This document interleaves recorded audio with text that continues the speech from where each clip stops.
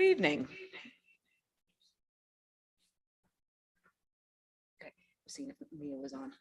Member Mastone. May 1st, 2023, our regular meeting at the Howard Alden Memorial Chambers, Medford City Hall via Zoom and in person at 6 o'clock. You can watch by Zoom or on Medford Community Media, or you can call in by dialing 1-305-224-1968. You can enter meeting ID 945-8662-7148 when prompted. Member Rousseau, if you could call the roll. Member Graham, Here. Member Hayes, Here. Member Kratz, Here. Member McLaughlin. Member Mastone is not here yet. Member Rousseau present, Mayor Longo Kern. Present, 6 present, 1 absent for now. Please all rise to salute the flag. I pledge allegiance to the flag of the United States of America and to the republic for which it stands, one nation, under God, indivisible, with liberty and justice for all. I don't believe we have any student representatives on tonight yet. Okay, Mr. Bruno will be here shortly. Wonderful. We have number 3, good of the order. Anybody have any comments? Member Hayes? Thank you. I did have I guess a question for longer term members about a policy I came across as I was looking at some of the updated policies on mask. There's a policy JIB, student involvement in decision making, about having us meet with a student advisory council once every other month or some such thing. And I didn't know if that ever existed or whether it's something we need to look into how we create this process. I was hoping someone Repeat might what know. it is one more time. Student. It's called Student Involvement in Decision Making, and it says, as required by state law, the committee will meet at least once every other month while school is in session with its Student Advisory Committee. JIB. Mayor, Member McLaughlin? I have not heard of that previously, and I think it's a great idea, and I thank you for noticing. So I would, obviously I don't think we need to make a motion if it's already in policy, but I would be wanting to ensure that we're doing that starting in September. Yep, Dr. Cushing.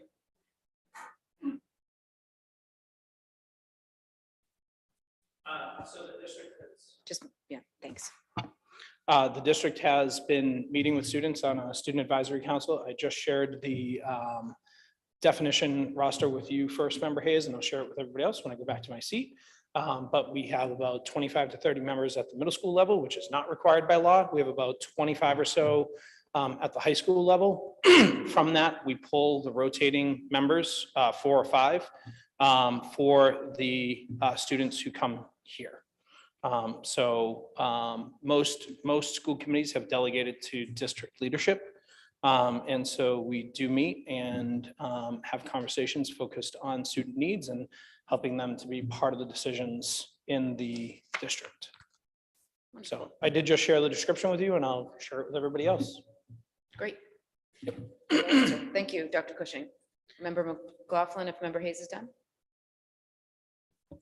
I guess I'm not clear on whether that, well. again, Satisfies. Yes, I'm not sure when it says that it's required by law that the committee meets with them. I guess I don't know historically, is that something that the committee decided sometime in the past that it would be the responsibility of the school administration to do that? And if so, that's fine.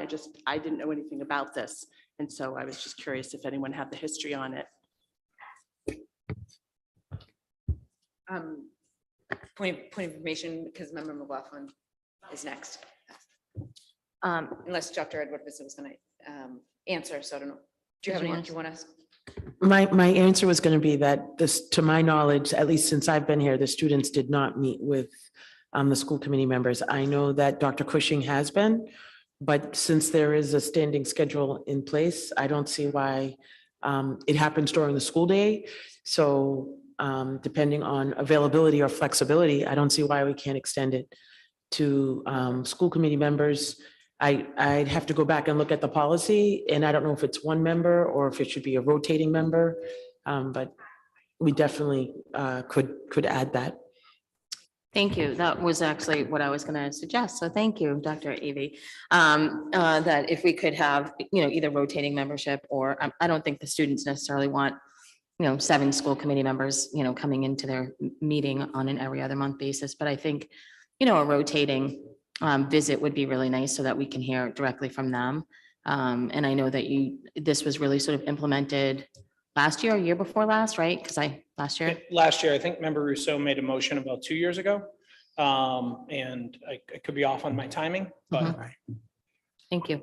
Great. Member Graham, then Member Rousseau. I was just going to suggest that as a committee, we should probably just revisit the policy and make sure that we still agree that it's the right policy for us. Any delegation of that to the administration predates more than likely every person here.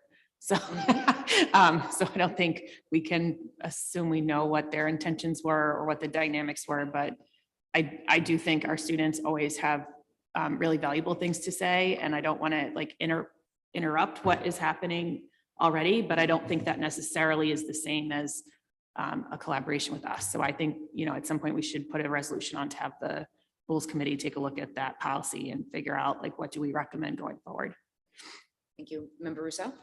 Thank you. I'm actually reading the law right now. And actually a member cannot do it. It must be the full committee. And I'm quite surprised by this language because how the full committee can have a publicly posted meeting with the Student Advisory Council, which meets during the school day when we cannot meet as a body because we have jobs and other things that would prevent us from doing that. It's a very strange way that it's written, that this whole body must meet with the Student Advisory Council every other month. So I don't know how we can get the Student Advisory Council, whether we do it as part of our regular meetings or as a meeting before our meetings, but it is not individual members. It is a regular meeting. So I'll reach out to the association and ask how folks actually implement this, because while I certainly agree with the intent, that's clear. How does anybody get this done in practice? Because we can't mandate the student advisor, 5 members of the Student Advisory Council come to our meetings every other month. By law, we cannot pay them to be here for their time, which we talked about a couple of years ago when we were talking about student participation. So it's a very strange requirement. And I know that as far as the 6 years I've been here, we've never done it. And I'd like to thank Member Hayes for pointing it out because I never noticed it. I'm quite curious how you came to know about this policy or this law, which I mean, the policy is literally just a copy of the law for the most part. Yeah, I was just looking through some of the updated, this wasn't an updated policy, but in looking through the updated policies, trying to match the letters, and I happened to stumble upon this one, so thought I'd bring it forward. Well, I will certainly take it from the meeting to go to email MASC and look at other districts to see how or if or how I just, my head can't wrap around how we can do something this substantial every other month and drag a 5 student member body to a meeting. Does anybody else think that that seems like quite a lot to require by law that we will make this happen? I mean, we can't compel, we're not like the Congress that can like compel people to be here. But that's just very strange. Thank you for bringing it up. Member McLaughlin. Yeah, I appreciate Member Rousseau's willingness to check in with MASC on this and see what other folks are doing. I would imagine, wouldn't necessarily having to compel students. I would think that there's, lots of students out there that want to talk to us. I don't know that they want to do it in a public meeting per se, but obviously we need to.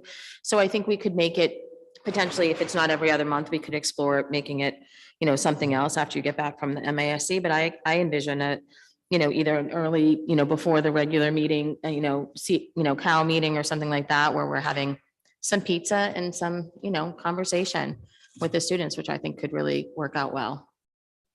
Thank you. Thank you very much.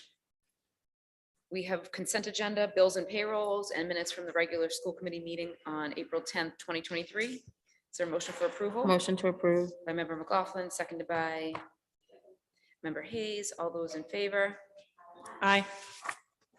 Member Stone is present. You can mark her, member Stone present, please. 6 in favor, 1 silent. I know she's driving, so. Reports of subcommittees, minutes from the Rules and Policy Subcommittee meeting on April 12th, 2023, and Rules and Policy. Member Rousseau. Thank you, Mayor. One moment.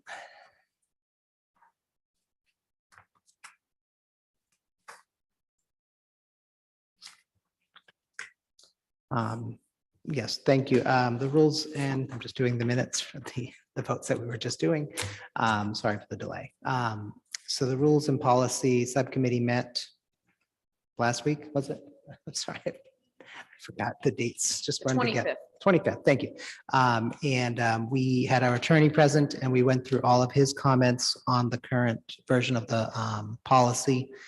And I thought we made good progress.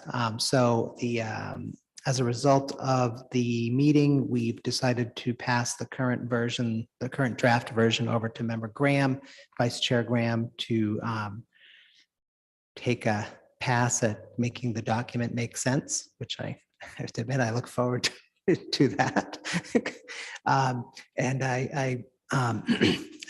We will schedule the next meeting, which will hopefully be the last meeting on this topic in subcommittee, as soon as she's had a chance to go over the document. I don't want to schedule it too soon, but my guess is by the end of May. This is May already, isn't it? By the end of May, we'll have the last another subcommittee meeting on that document, which we can hopefully approve and send to the full committee for consideration. Yeah. Member McLaughlin? Thank you.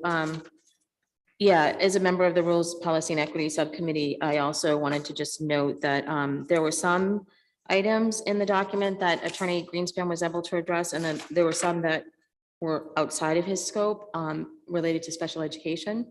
And we have a different law firm that represents the district regarding special education. And so I had respectfully asked that the Director of Pupil Services reach out to me, Hesse and Lahane, and to just follow up on a couple of the items that, needed legal consult as well, just because Attorney Greenspan, it was out of his scope. So I just wanted to let members know that that will be part of the next conversation, I think, as well, hopefully. And Toomey, Hesse and Lahane can get back to us on that, but just because there's so many nuances when it comes to legislation and other legal issues related to students with disabilities and other needs that I want to make sure that we're addressing, crossing our Ts and dotting our Is in that capacity as well. Thank you. Thank you. So I think the motion, it's still in committee, and the motion is just to approve the minutes by member Motion to approve the minutes. McLaughlin, seconded by Second. member Graham. All those in favor? Aye. All those Aye. opposed? No, Minutes. we have to roll call because member Stone is remote. I don't know if she's back to- Oh, I did say aye. okay, great. So we're gonna, Roll call. roll call has been requested by member Graham. Thank you. Member Graham, Yes. Member Hayes, Yes. Member Kratz, Yes. Member McLaughlin, Yes. Member Musto. Yes, Member, so yes, Mayor Mungo Kern. Yes, 7 the affirmative, 0 the negatives. The minutes have passed. We have minutes from evaluation subcommittee meeting on April 27th, 2023. Pass that over to member Hayes. Thank you. Yes, we met on April 27th. We Member Hayes. went through, with the speaker. okay. So we had we just wanted to finish up both the the form, the template that members will use to evaluate the superintendent and also to make sure that the instructions that we have, that we will be sending along with the template were clear and included everything that was necessary. This has been passed out to the members before the meeting. Attached to the minutes that was passed out is the form itself, or a copy of the form, and a copy of the instructions. And I think that at this point, we needed members to approve. Is that correct? Approve the template? We needed the full committee? Was that the purpose at this point? I thought that was the end of our meeting. That we Point of said we- information? Or do you just? Yeah, no, you I have a guess, no, yeah, question? I So guess I have a Member question. It's not a point. McLaughlin. Yep, it was my impression that we were gonna have this shared so people could look at it between now and the next meeting. Okay, Because it's a lot to look at okay. in this meeting. And I wanted to also, as a member of the committee with Member Graham and Member Hayes, I wanted to thank the committee for their work on this, and also Member Hayes's work on really sort of putting all of the documentation together. And I think we have, if I'm not mistaken, one more meeting between this and the next school committee meeting that we would, right? We meet again on, well, we meet on the 8th for the superintendent's self-evaluation. And at that point, originally, we had planned to present the template to members then, but so we're presenting it now. So I suppose that would mean at the next meeting, members will have a chance to look at it and bring any questions or concerns they have. So we can talk about it then. Motion to approve? I'm sorry. For motion for approval, Member Graham? So what we agreed to on Thursday was there needed to be a motion to approve this process and the templates today, because next week is a committee of the whole and we cannot vote things in committee of the whole. So this needs to happen so that all the members can then fill out their items and be ready for the next step on the, I believe it's like the 21st. So I thought it was on the agenda, but I don't It's- see it. Yeah, there is a revised agenda. Just give me a moment to Oh, okay. find the right version. Yes, in the notes, it talked about approval of the process and yeah. So Member McLaughlin, did you make a motion to approve the minutes? Motion to approve the minutes, yes, and also, yeah, we need a motion to approve the process. So motion to approve the minutes, please. Second. Motion for approval of the minutes by Member McLaughlin, seconded by Member Graham. Roll call vote. Member Graham, Yes. Member Hayes, Yes. Member Kretz, Yes. Member McLaughlin, Yes. Member Mustone, Yes. Member Rousseau, yes, Mayor Longo Kern. Yes, 7 in the affirmative, 0 in the negative. Before you move a motion to approve the process, I know we all talked about it in the last committee of the whole meeting, but can somebody explain just the difference? Is there any major differences on what we'll be doing on the 8th? Differences from last year?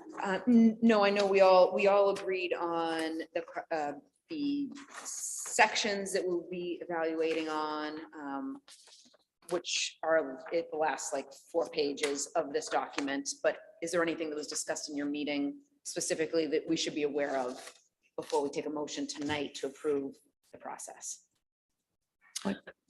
On the form itself, there were no major changes. I mean, we are using the DESI forms. There really isn't room for huge changes to it. We did fill in the superintendent's goals, and we checked off and highlighted the specific focus indicators that we're using to evaluate the superintendent.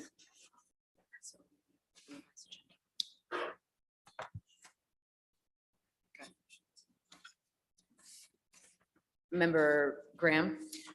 In the packet attached to the minutes, there's a couple of things that I think will be helpful. The timeline that we had previously agreed to did not change. There is a step-by-step how-to for members in the packet that talks about each step in the process that I think will be really helpful. The committee voted to use the DESI template. So it will be delivered electronically and everyone will be able to fill it out according to the specific focus indicators that we had previously agreed on. So all that has happened is the the indicators we agreed on were laid into the template and highlighted.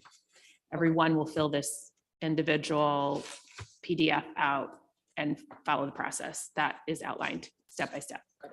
Okay, thank you. Yeah, I just wanted to reiterate that, yeah, I believe the motion is for tonight is to establish the process of, sharing the template with you all and the instructions prior to the superintendent self-evaluation. So that was really the process we're talking about. Yes, it is on the amended agenda to motion Mhm. to approve superintendent evaluation template, instructions, and process for consideration. So is there a motion on the floor? Motion to approve. Motion to approve by member Graham, seconded by member McLaughlin. All those in favor, we will take another roll call. Thank you. Member Graham, Yes. member Hayes. Yes. Member Kratz, Yes. member McLaughlin, Yes. member Mastone, Yes. member Rousseau, yes, Mayor Longo Kern. Yes, 7 in the affirmative, 0 in the negative. The process has been approved. Next up, we have reports of superintendent. First up is updates and comments by Dr. Maurice Edward Vincent, our superintendent.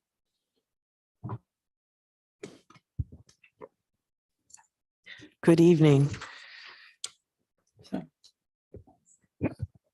So as we meet tonight, first day of May,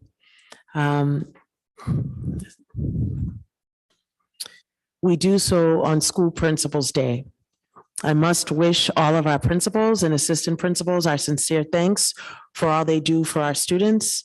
Additionally, this week will be both Teachers Appreciation Day and the beginning of School Nurses Week Appreciation. And the nurses actually get a full week from May 6th through the 12th. All of our staff's dedication and attention to detail make them an integral part of our Mustang community. They're our top priority. And since education, their top priority is always the education and health and safety of all of our students. We want to commend and thank them for always going above and beyond the call of duty. So again, congratulations to all of our principals, our teachers, our nurses. Last week, we recognized our secretaries, and so it's an administrative assistants, a time just to say thank you for all of their hard work. Also, I want to bring to everyone's attention that on the Friday communication, the adjustments to the school calendar, this past Friday, we linked the updated school calendar for next year, that elementary schools will no longer be having the early release Wednesdays, that their dismissal time will be 2:35 p.m. on Wednesdays. Please be advised that we're also going to be keeping a similar schedule as our secondary schools, which means there will be one noon dismissal each month. There are 2 exceptions during December and in April. There are none due to vacation week. Please refer to the school calendar posted on our website for a listing of the dates. Also, in order to accommodate transportation needs, middle school dismissal on half days will be at 11:30 a.m. High school dismissal will be at noon. And we hope that everyone understands the new schedule. If you have difficulty understanding what the new schedule is stating, please reach out to your respective principal. Also, I want to just give some positive highlights. Our athletes are continuing to do wonderful things. We want to first congratulate our boys outdoor track team in the 4x200 relay. We had the following students: JT Mastrocola, Dimitri Charles, Ricky Gomez, and Will Kelly, for setting a new school record of 1 minute and 36 seconds. So congratulations to our outdoor track team on the 4x200 relay. And the girls were not to be outdone at the distance medley. We want to recognize Emma Casey, Anna Casey, Yasmin D'Souza Vieira, and Maria Colombo. They also set a new record with a time of 13 minutes and 24 seconds. So congratulations to our girls medley long distance team. excellent efforts on both of their parts. So keep up the great work. I also want to just recognize our drama club this past weekend. They performed Urinetown. They did an excellent production. Bravo to all of our actors, stagehands, and of course, their advisor, director, Ms. Jones, and I know Ms. Rello helping to oversee as well. So congratulations to our MHS Drama Club. I also wanted to recognize that on Patriots Day, one of our CCSR classes, Mr. Coates at the Brooks School, his CCSR students took on the challenge of cleaning the Korean War veteran gravestones. Despite the rain, over 112 stones were able to be cleaned. This thoughtful gesture honors our veterans and lets their families know they have not been forgotten. And I want to thank all the community members who also volunteered to help with that cleaning event. Thank you to all of you. We also want to recognize our brand new esports team, the Mustang esports team. This is new. I have to catch them in action, but thanks to their advisor, Mr. Maldonado, and Ms. Layden, the director of technology, they worked together to make this a reality. Medford had both a varsity and junior varsity team, and the game that Medford competed in was Super Smash Brothers. Next year, the goal is to expand both the teams and the games. Medford was a member of the Plays League, similar to the GBL in sports, and finished in 17th place out of 60 teams. So for the first time out the gate, that's not too bad. And there's always room to move up. So congratulations to them. Our junior varsity finished in 30th place out of 60 teams. Congratulations to all our varsity members, Dominic Catino, Dante Suchecki, Chauncey Alabre, Samuel Buxton, Chase Smith, and to our junior varsity team members, Terrence Russell, Gage Gagne, Gabriel Waple, and Nathaniel Hopper. Mr. Maldonado would like to thank the team manager, Liam Antwine and Henrik Roney, for his technical support. Esports is one of the fastest growing school sport programs in the country. So go Mustangs and keep up the good work. I also wanted to just share that members of the McGlynn Middle School Global Scholars were honored for their exemplary work by Global Cities, a program of Bloomberg Philanthropies. The students worked on a curriculum, World of Water, which studies the importance of water in our lives, our cities, and our world. The sixth grade students whose projects were selected are Gianna Dip, Fuad Eldib, Isaac Hull, Jack Drumgachian, Maria Eduarda Justino, and Jennifer Viana. Their selection means that their projects may be utilized on the Global Cities website or social media as an example of exemplary student work. Congratulations to Mr. Villard and his hardworking students. I also want to say that last Friday, I did say in the memo that we are continuing to work on the school budget.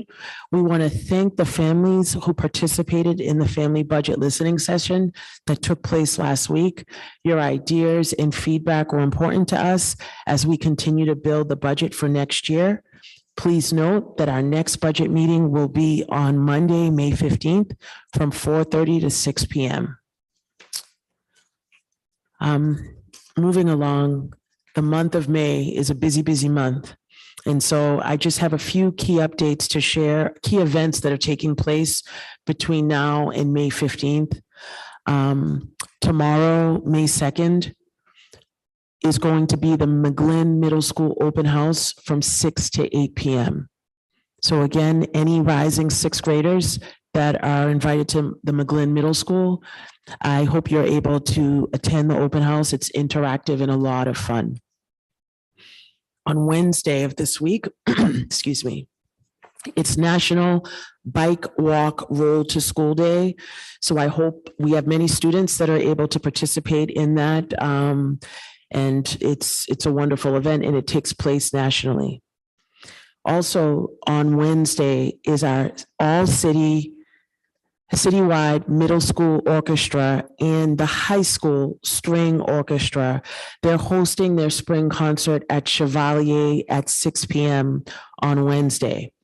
To avoid standing in line before the concert, you can buy tickets ahead of time at the high school lobby from 3 to 4 p.m. this week. $10 per ticket, cash only. And our Medford Family Network is going to also be presenting Think Outside the Book, a virtual meeting to discuss race, gender, and disabilities for young minds. Please sign up with the MFN to obtain the link. This week as well, Thursday, May 4th, is the McGlynn Middle School, not the McGlynn, the Andrews Middle School open house for students and caregivers from 6 to 8 p.m. on Thursday. Also, the McGlynn Elementary School on Thursday is presenting their Festival of the Arts, 5:30 to 7 p.m. So there's going to be a lot of activity. I hope parking's okay between the two schools, but hope you can come out and support those events. May 5th is Happy Cinco de Mayo.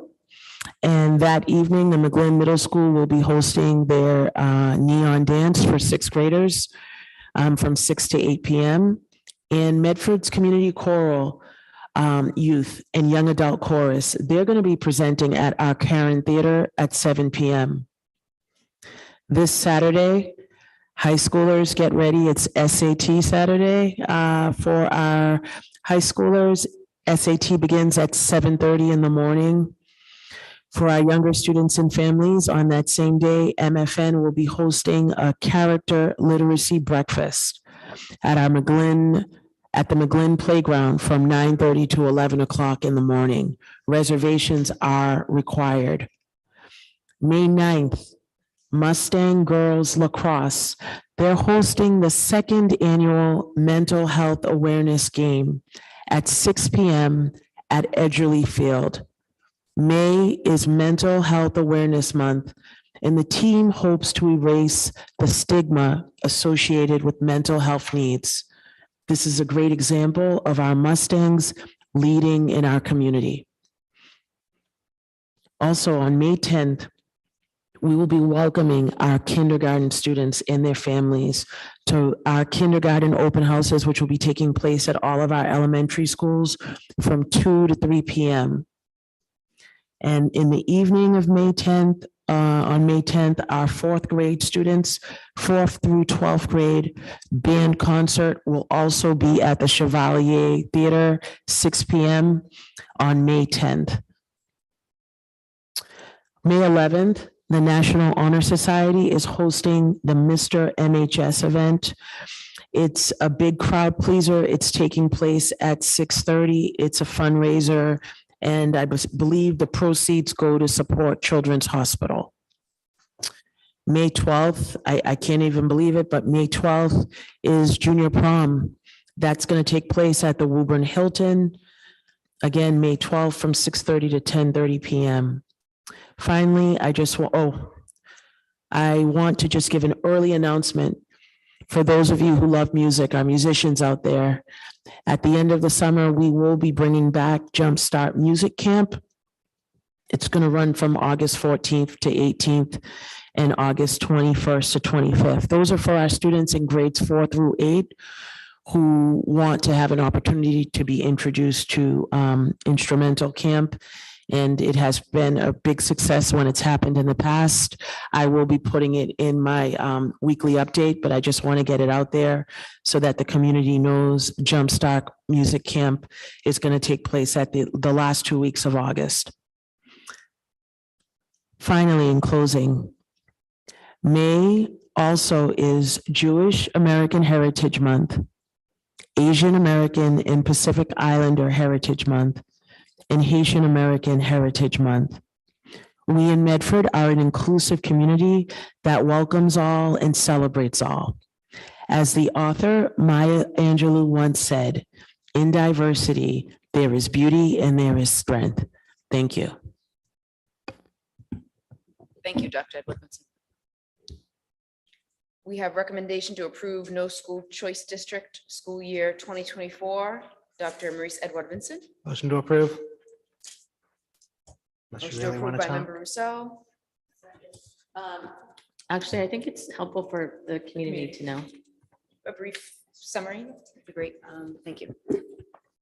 The brief summary is that Medford, at this point in time, we are a no school choice district. So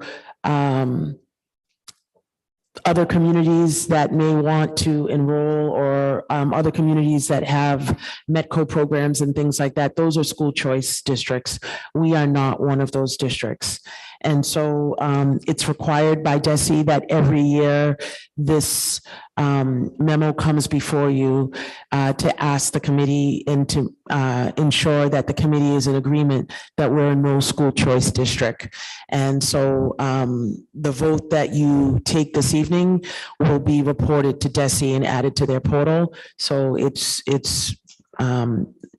that's the requirement. I don't know, do you need any additional information?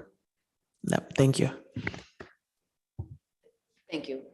So member Rousseau, approval, seconded by member Hayes, I believe. Roll call, please. Member Graham, Yes. member Hayes. Yes. Member Kratz, Yes. member McLaughlin, Yes. member Mustone, Yes. member Rousseau, yes, Mayor Longo Kern. Yes, 7 in the affirmative, 0 in the negative, motion passes. Number 3, recommendation to approve. Yeah.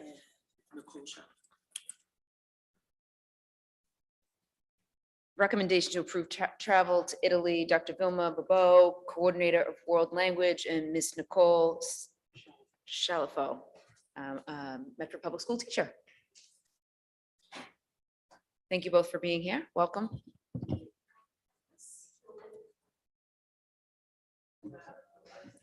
It's on. So, okay. How's everybody doing tonight? Good. Thank you for having us. Again, we're here to propose the travel trip to Italy next spring 2024. I'm just here to support Ms. Shalafo. Ms. Shalafo has actually done this trip many times before, about 3 times. And this is the same company that we have used recently to go to France, the trip to France. And as a company that we have used here in Medford for Italy since 2015. But I'll have Ms. Shalafo talk a little bit more about this trip, as she's going to be the leader of the trip. How many students are going? If I may, from the So chair? this is still just initial approval. I haven't officially advertised, waiting for the go-ahead to be able to do so. Thank you. So based on, we don't know yet, but we shall see, hopefully. So it is a little bit of a combination tour that we've done from north to south, kind of, but it's still unique. We haven't done this exact route before. You all have a copy of the itinerary? Yes, okay. And the calendar did come out, so it does, these are the correct dates, right? I just saw on the It should be the correct idea. superintendent's email from last week. Okay, so day 1, depart, go to Venice. So it starts in Venice. We continue from Venice as we get on the coach, the very nice bus, if you will, across the where is it? Maybe to Verona. Is Verona on here? No, Florence. straight down to Bologna. No, on the way from Venice, we're going to stop in Bologna an afternoon, see, but it's not going to be an overnight piece in Bologna. From there, we'll continue down to Florence. Florence will be home base for 2 nights, at least, I believe 2 nights, and then continuing on down to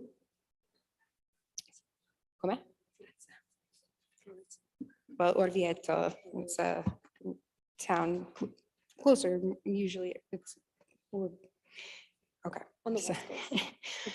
But in the past, we made a switch here. So in the past, we would stop in Rome and then continue further south. But we're going to go further south and then circle back up to Rome for the actual departure.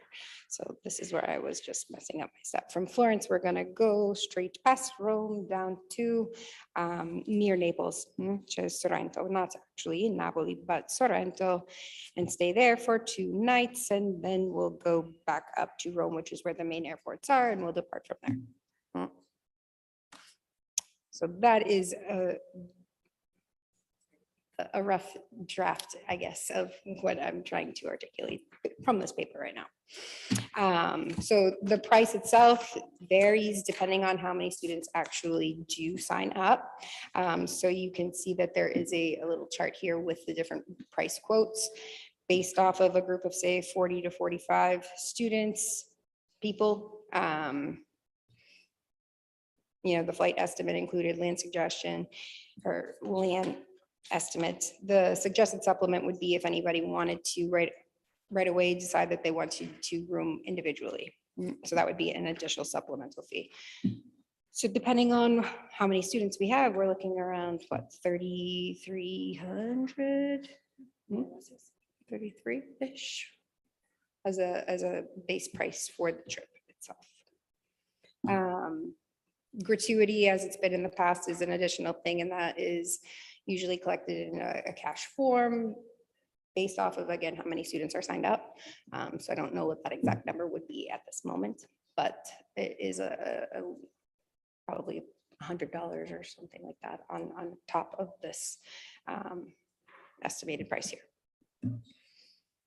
Questions? Member Rousseau, questions? I just wanted, assuming we're going to approve this, ask that we have a form that has to be filled out before the trip actually happens. Mhm. It's been filled out many times in the past. I think you don't have the information at this point to fill it out because it's usually like how many students, has the nurse signed off on everything? Right. Those forms, we do have to approve those before you take off, but certainly I know that I would motion to some approve forms this. were being redone over the past couple of months, perhaps. So Okay. I don't know. I haven't seen them yet, but from the last time that I did the paperwork myself, I know that there were some different papers that Marine Island did use also recently for the trip to France. Those are the ones, yes. Those are the ones. All Yes, right. thank you. So I'd make a motion to approve. Motion for approval by member Rousseau, seconded by member McLaughlin. Roll call vote, please. Member Graham, Yes. member Hayes, Yes. member Kratz. She stepped out for a moment. She's absent. Member McLaughlin, Yes. member Mastone, Yes. member Rousseau, yes, Mayor Longo Kern. Yes, 6 in the affirmative, 1 absent. Paper is approved. Have fun. Enjoy. Yes. Thank you. Enjoy the planning. It's Stay- next year, but Stay okay. tuned. Yes. All right. Thank you for Thank being you. here. Thank you. Thank you. We have report on Medford High School and Medford Vocational Technical High School Safety, Security, and School Climate Review. Mr. Michael Welch is here with us this evening, Administrative Consultant to Medford Public Schools. Welcome.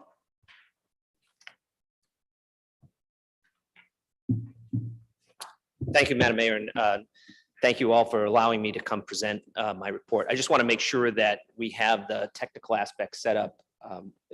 Dr. Cushing, if you want to be able to do it from there, I wasn't able to get in just now on Zoom. Okay.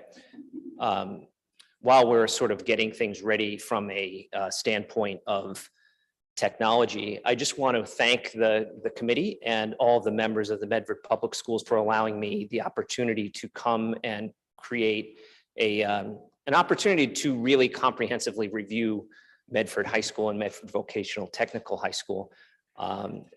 I assume all of you have seen the report that I presented. I created a very brief presentation. Thank you, Dr. Cushing, to be able to sort of summarize the different pieces. The report is rather lengthy. I wanted to make sure that all of you had an opportunity to see that in advance. And I did get the opportunity to meet with a tremendous number of people and do a lot of work looking at trying to make sure I understood everything. And if it's pleasing to the committee, I'll spend maybe 10 minutes reviewing different pieces, and then we'll go right to questions, because I know that the general public does not have a copy of the report. The only people who have seen it at this point the superintendent and Mr. DeLeva, the high school principal, I wanted to make sure that they could provide me with any corrections if I had any factual errors. They did not make any changes to any content. So I wanted to make sure that you all were able to see it as soon as that was done. So if we could, Dr. Cushing, to the next slide, just a brief project overview.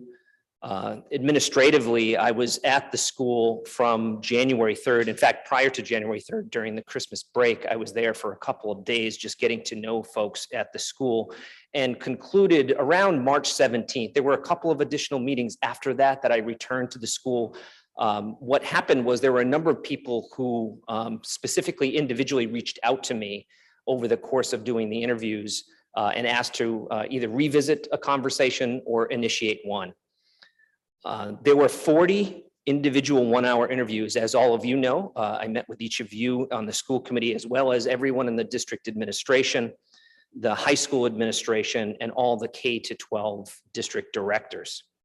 In addition, I conducted faculty staff focus group interviews using educators from all the academic and career and technical and special education departments. What I tried to do was make sure that everyone had an opportunity to provide input. So those interviews were rather extensive. In addition, I met with counselors, building security, secretaries and administrative assistants, buildings and grounds, athletics, a number of other groups in focus groups, so that they had the psychological safety to be able to speak honestly and openly with me. And I think it's really critical that I was able to establish that confidence so that people would speak openly. And I believe that they did. In addition, I did student focus groups. The way I did this, as you may have read in the report, I asked Mr. DeLeva to basically make me a substitute teacher. So when teachers were out, I essentially was doing what a substitute teacher would do. I was assigned to, in some instances, 5 classes in an individual day, and I would go in and essentially be the teacher. And the administration would additionally assign a teacher as they typically would, and I would take a portion of the class. In some instances, I took the whole class and let them know what I was doing, had a conversation with them about what their experience was like, and really had an opportunity to get to know all of them. The reason I did it that way is because it was a completely random sample. Students from 9th, 10th, 11th, and 12th, from electives, from lowest level classes to very high level classes. It was really a fascinating experience, and the kids were very open. And in addition to that, I did individual interviews with English learner students. Mr. Texera was able to nominate a bunch of kids to come and meet with me, and those interviews were conducted with the assistance of an interpreter to make sure that we could get honest opinions from students in those instances. And I believe we were able to successfully do that. I could tell because the kids didn't want to leave. They asked if they could stay and continue to talk about their experiences. And again, I did some individual interviews via direct request, some folks that weren't necessarily directly associated with the high school, but were more of district-wide positions. I met with some of those folks too, not wanting to have anyone feeling unheard. And finally, I spent a tremendous amount of time in classrooms, in the hallways, the cafeteria, the drop-off and pickup line, to make sure that I understood essentially everything that was going on in and around the school. So it was in excess of, I want to say, more than 33 school days that I was there. And then a lot of time spent revisiting some questions that I had as I was starting to do the write-up portion of the report.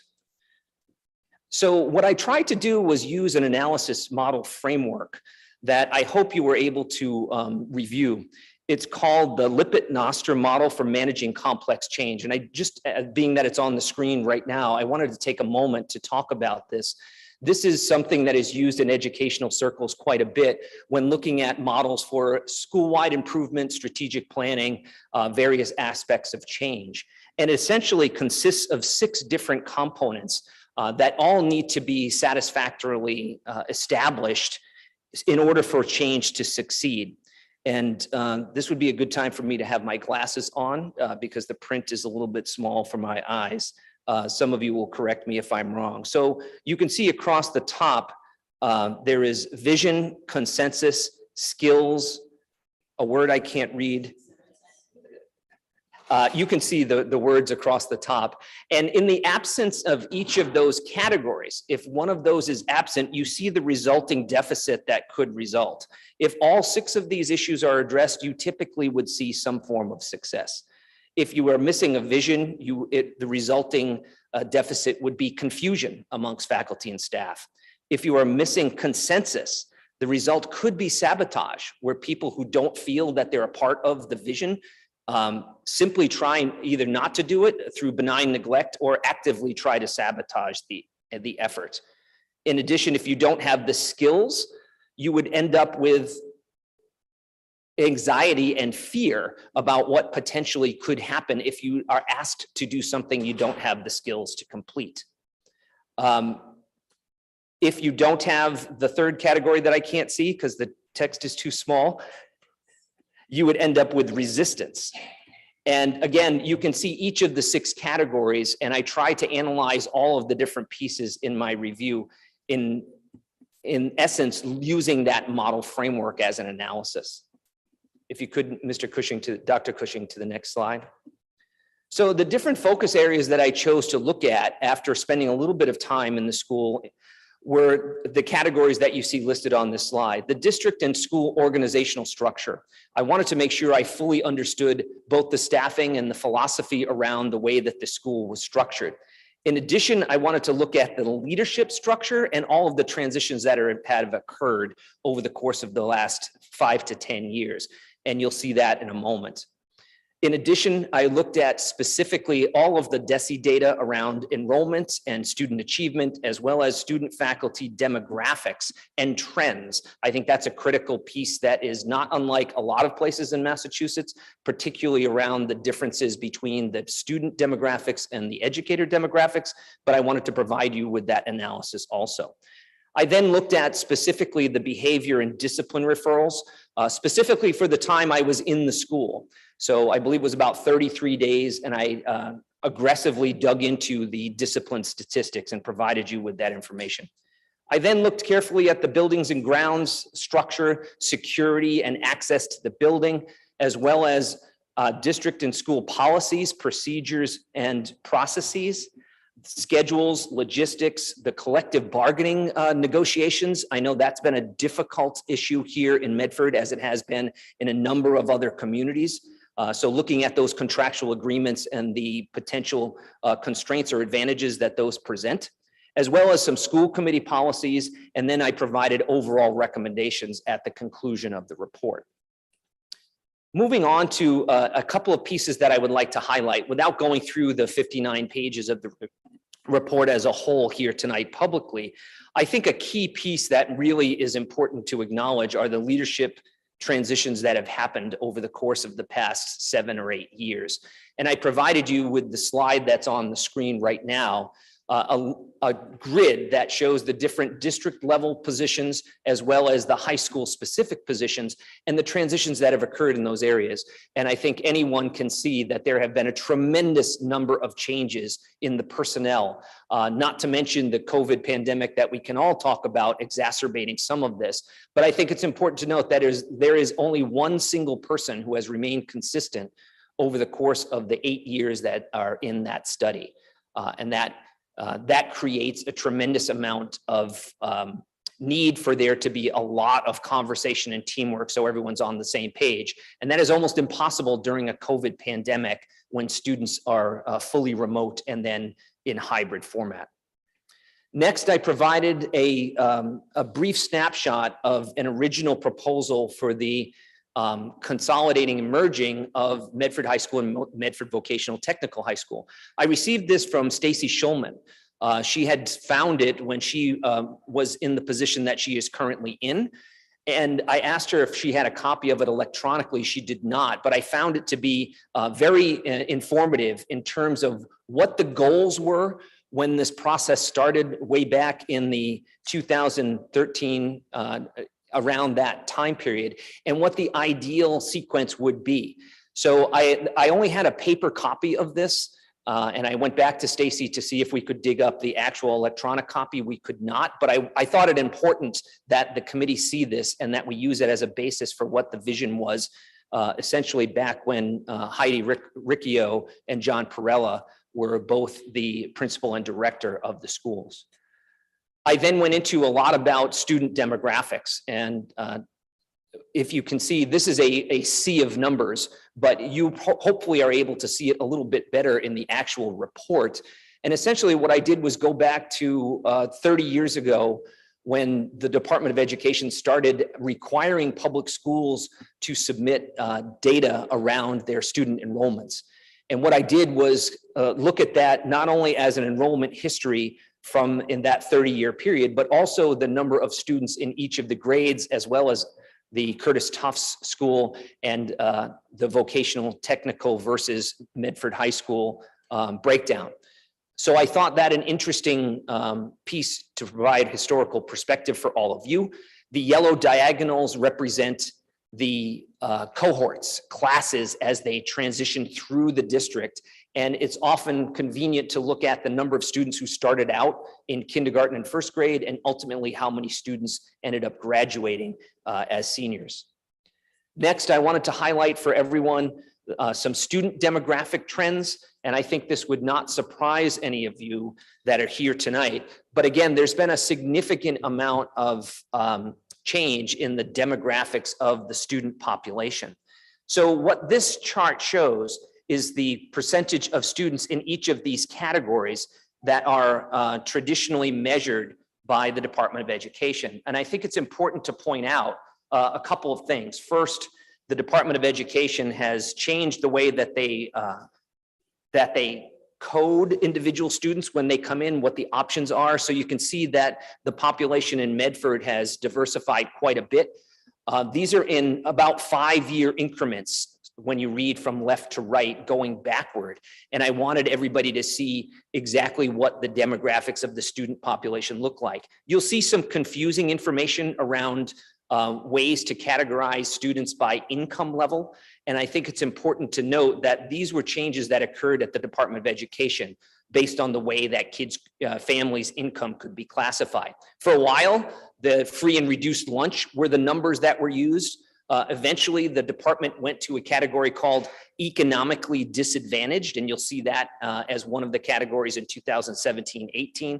And finally, the Department of Education has reverted back to a low income status. So you'll see some changes in there, and I wanted to point out why that occurred. The thing that I really would like you to notice is the percentage of high need students. High need students are classified by the Department of Education in one of 3 categories: either students with disabilities, students that are English learners or former English learners, and students who are low income. So a student can be classified as high needs if they have any one of those characteristics. If they have all 3 of them, they're still only counted as one high need student. So I think it's important for folks on the committee to understand that. It's really good to look at historically where the district has gone, because that can give you a sense of where the district is headed. Next, I want to contrast that with the demographics of the teacher force.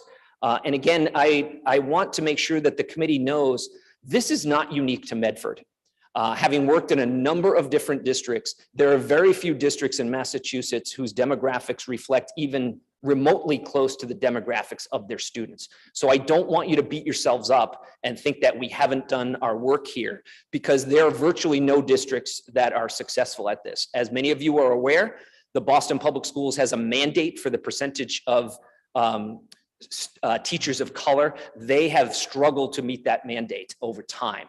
So I think it is important to point out the stark difference between the demographics of our teaching force and our student population. I wish I could say that there were a solution here that could make this turn around very quickly. I know many districts are working in this area, but I think when you look at the numbers, there is a tremendous difference. And I provided simply the data from 2007-8 and current most recent data that we have from 2021-22. I didn't provide all of the other areas in between, because essentially there has been very little change in the demographics of the teaching force. Next, I think it's important to recognize that The vision of having a more combined Medford High School and Medford Vocational Technical High School over the course of the past 10 years has created increasing student enrollment in the vocational technical edge of the house, if you will.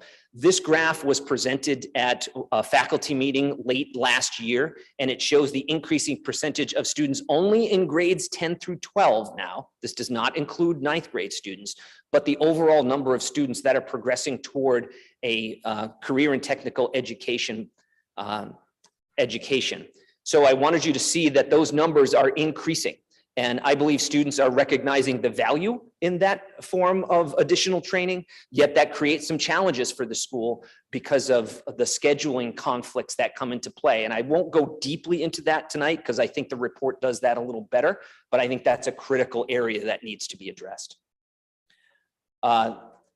Next, I delved into discipline data, and I think it's important to recognize that what I did was look at every single discipline referral that came in from January 3rd to February 17th.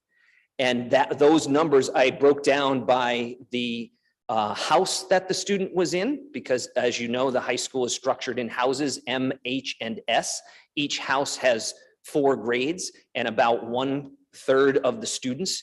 And I think it's important to look at the total referrals that came in and the number of students that were involved. So about 80% of kids had no referrals whatsoever, which is typical. It's very frequent that the vast majority of kids are doing the right thing and really not causing any sorts of need to be addressed in any way. About 20% of kids had one form of referral or another, and a very small percentage of kids had quite a few. So that is not unique. In addition, I provided a little snapshot. Your report has much more in-depth analysis of what the referrals were for. Dr. Cushing, if you just click one more, it provides, this is just the top 15 reasons why students were referred. And I think it's very easy to see that the vast number of referrals for disciplinary action were for kids who simply were avoiding going to class.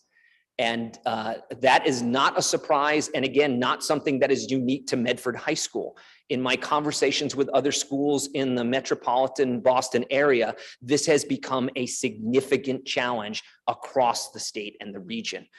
So I don't want everyone to believe that this is completely unique. However, it's very clear what's going on. I believe this is a result of the pandemic and kids having the opportunity to not be told what to do for a significant chunk of time during a developmentally difficult period. And now it's created a situation where kids who don't want to go to a class they don't want to go to, don't go. And they figure out a way to try to avoid that. And that's a challenge administratively to try to address those issues. Next, I'll just jump into recommendations and call it quits and answer questions. Again, there are, I believe, 11 different recommendations that are in here. Embedded within these are some multifaceted pieces along the way. But one of the most critical issues I believe the district and the high school specifically have to address is the collective bargaining agreements and the move toward a unified schedule. This was something that was mentioned in the initial vision for having some kind of collaboration between the two schools, and it continues to be a challenge. And it will continue to grow as a challenge as more students choose the vocational technical track. The contract that was settled in December this year has within it some language that acknowledges the need to do this. So I think the time is right to aggressively pursue a schedule that is unified, and it can be done, that works for everyone in those two schools, but that's going to take some significant discussion. Next, I think it's critical that a clear district safety and security leadership team is established. I know the superintendent and I have talked about this a good bit. There have been groups that meet on a regular basis, but I think that needs to be expanded and codified in a way that is much more deliberate about the way the school and district prepare in any sort of safety or security event. Number 3 is providing additional support for assistant principals in each house. I think most members of the committee are aware there had been a staffing reduction in the not too recent past. And with 2 of the 3 assistant principals new, within the past 3 years, that has created just an overwhelming amount of work for them to be able to address, and it is simply unsustainable. So I believe there needs to be additional support in that position. Next, creating collaborative norms for student behavior. There was an overwhelming amount of feeling amongst educators and folks I met with that people aren't being listened to. Now, I believe a good bit of that is a result of the acrimonious contract negotiations that the district is just coming off of.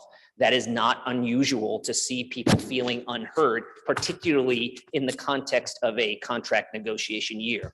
However, I believe it's really important to come together and create those collaborative norms in a collaborative way so that everyone has consensus and everyone feels an ownership in acting those out.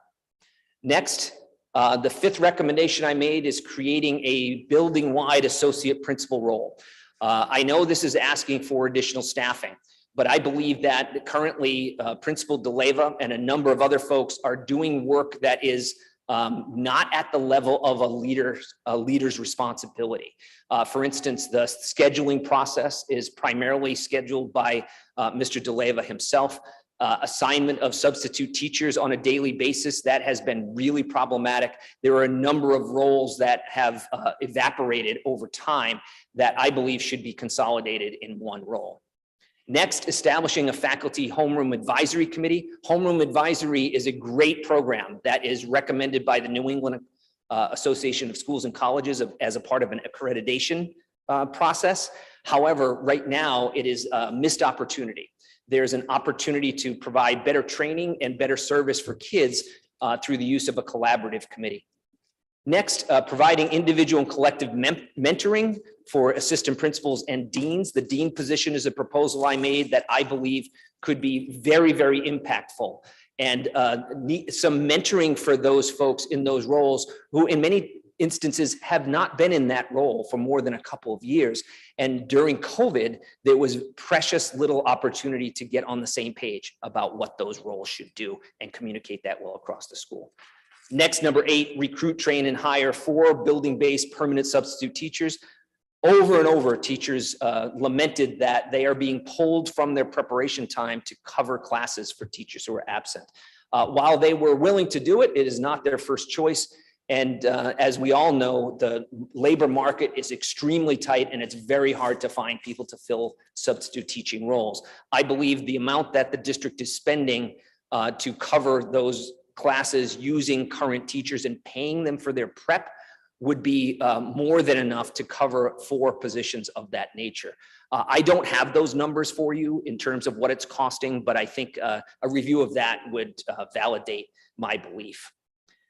Finally, the last slide, leadership committee focused on diversity, equity, and inclusion. There are a number of folks within the school who are working valiantly trying to make sure that we are using culturally relevant teaching practices and supporting our students throughout the high school experience in a way that is more inclusive.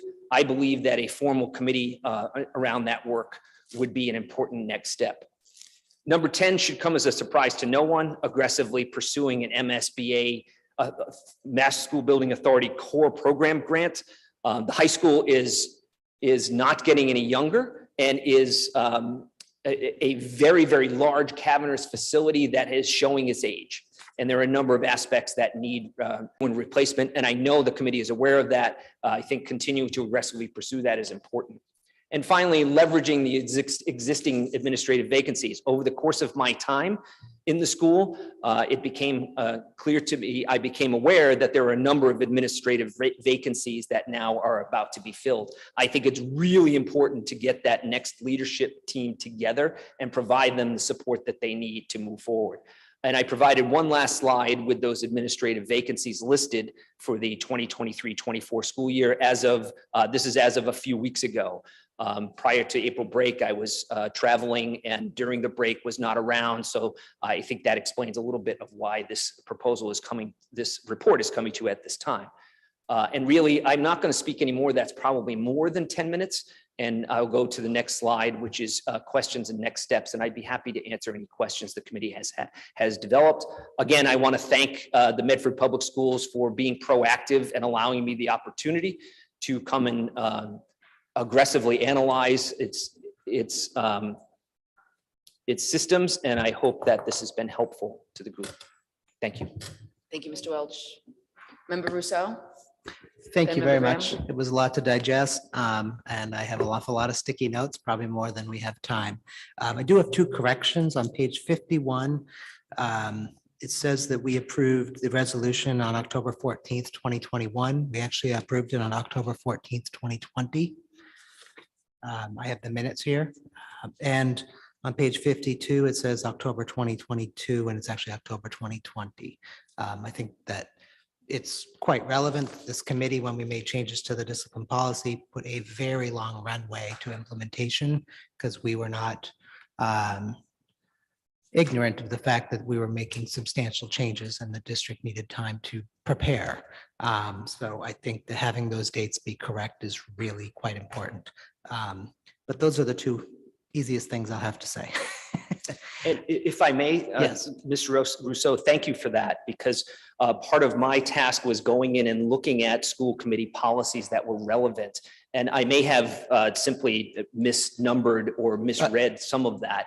And there were a couple pieces in there that I think were recommendations that the school committee is within your purview.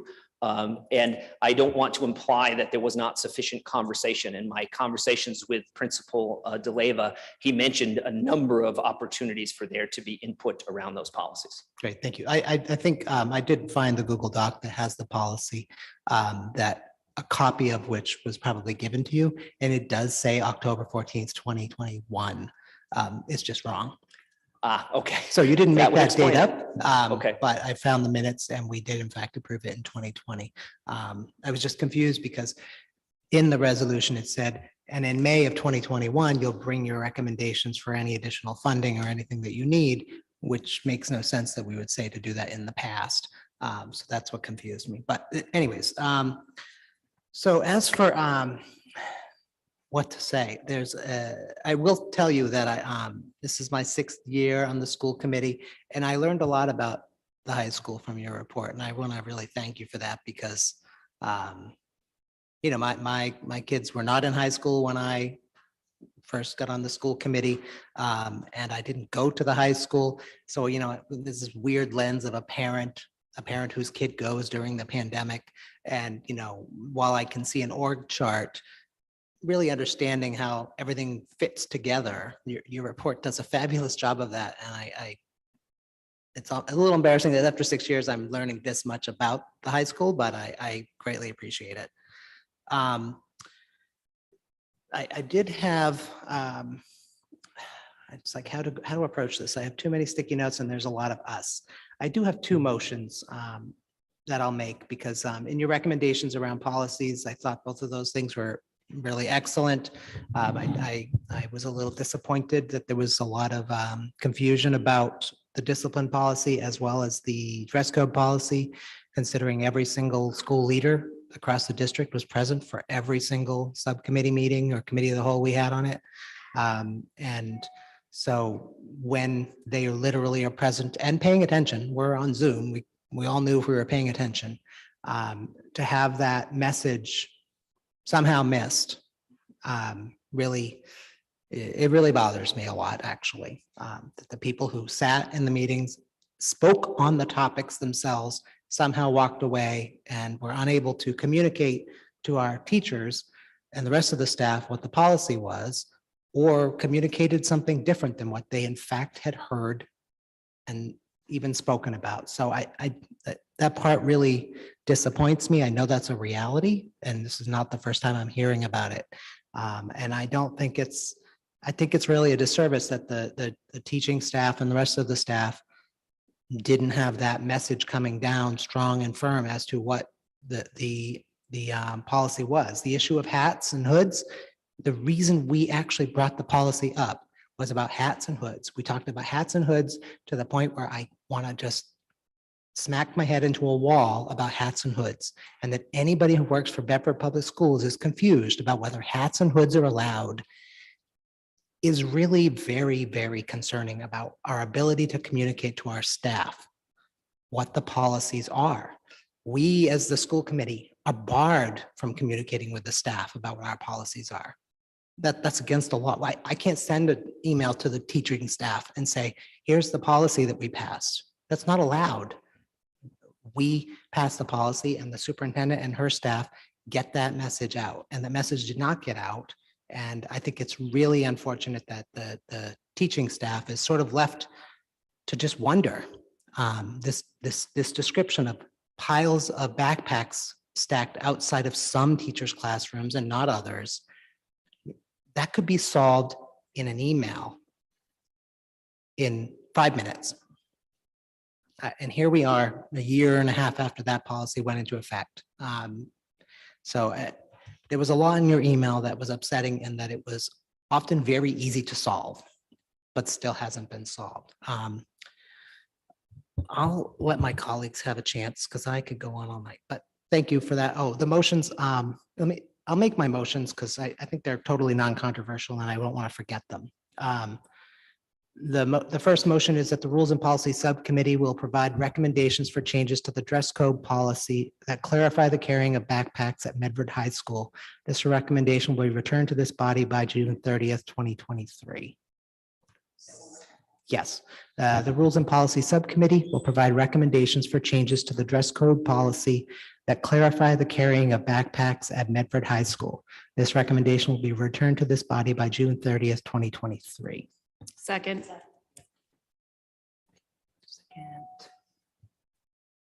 Motion for approval by member Rousseau, seconded by member McLaughlin. Roll call. Either way. Either way. It was both tied, so I went to her last time and this is your time. Doesn't matter. Being fair. Member Graham, Yes. Member Hayes, Yes. Member Kretz, Yes. Member McLaughlin, Yes. Member Mustone, Yes. Member Rousseau, yes, Mayor Longo-Kern. Yes, 7 in the affirmative, 0 in the negative. Motion passes. And the second policy, second motion is that the Rules and Policy Subcommittee will provide recommendations for changes to the dress code policy to clarify the wearing of hats and hoods. This recommendation will be returned to this body by June 30th, 2023. Second. Motion by member Rousseau, seconded by member Graham. Roll call, please. Member Graham, Yes. Member Hayes, Yes. Member Kretz, Yes. Member McLaughlin, Yes. Member Mustone, Member Mustone? Yes. Yes. Thank you. Mayor Longo-Kern. Yes, 7 in the affirmative, 0 in the negative. Motion passes. Thank you. Questions? Member Graham? Thank you for your report. I also have a lot of questions and I'm trying to think about where to begin. I think one of the things that came out in your report was this idea that the assistant principals are overburdened in their caseload. And you go on to recommend some strategies to provide additional staff to support them. You also recommend an associate principal. And I think within your report, you say that there's approximately 300 to 500 students for an administrator, and that our assistant principals have 400 students. And so I'm trying to piece it all together, because when I got to page 54 and 55, where you talked about some of the duties of a potential position for an associate principal, I just was left wondering, what does the principal even do if all these other people are doing all these other things, and we have a pile of department directors who I think really, at least in my mind, are responsible for some amount of instructional leadership within their own departments. Like, what does the org chart look like in its totality? And I don't disagree per se with any independent thing that you suggested we explore, but I think what I'm really looking for is a cohesive picture of what a successful Medford High School / Medford Public Schools might look like. And that has to include all of the department heads. It has to include all of the assistant principals and what their responsibilities are. And we'll talk about job descriptions later and all that good stuff, but it's not my sense there aren't enough adults in the building to do the things. And maybe I'm completely wrong about that. And it just didn't jump off the page at me. Like, what is the reconciliation of what all the things that you're recommending and how the total delivery of duties would parse out? Or is there something else that is contributing to their workload that doesn't come across in those like caseload numbers? I think I would respond by saying there are directors that are K through 12 in their responsibility that are primarily in the academic departments, and they have a district-wide level of responsibility.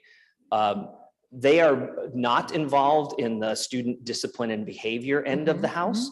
And that has, I think, many aspects of why the culture and climate is where it is right now. That responsibility falls onto those three individuals primarily. I think the district has invested in additional social emotional support for students in the form of counselors and psychologists and social workers. And that is laudable, but the first line of defense is always those assistant principals. I think your question is a good one. How do we prioritize our resources and look to make that a comprehensive review? Because right now, the K through 12 directors primarily are not responsible for student discipline and student behavior. A couple of times I asked teachers, who do you go to when you need help? If you're having trouble with classroom management, who do you go to? And teachers did not immediately say, I go to my department head or my K through 12 director. That was not typically the response I received. It was, we go to the vice principal, or the assistant principal, I'm sorry.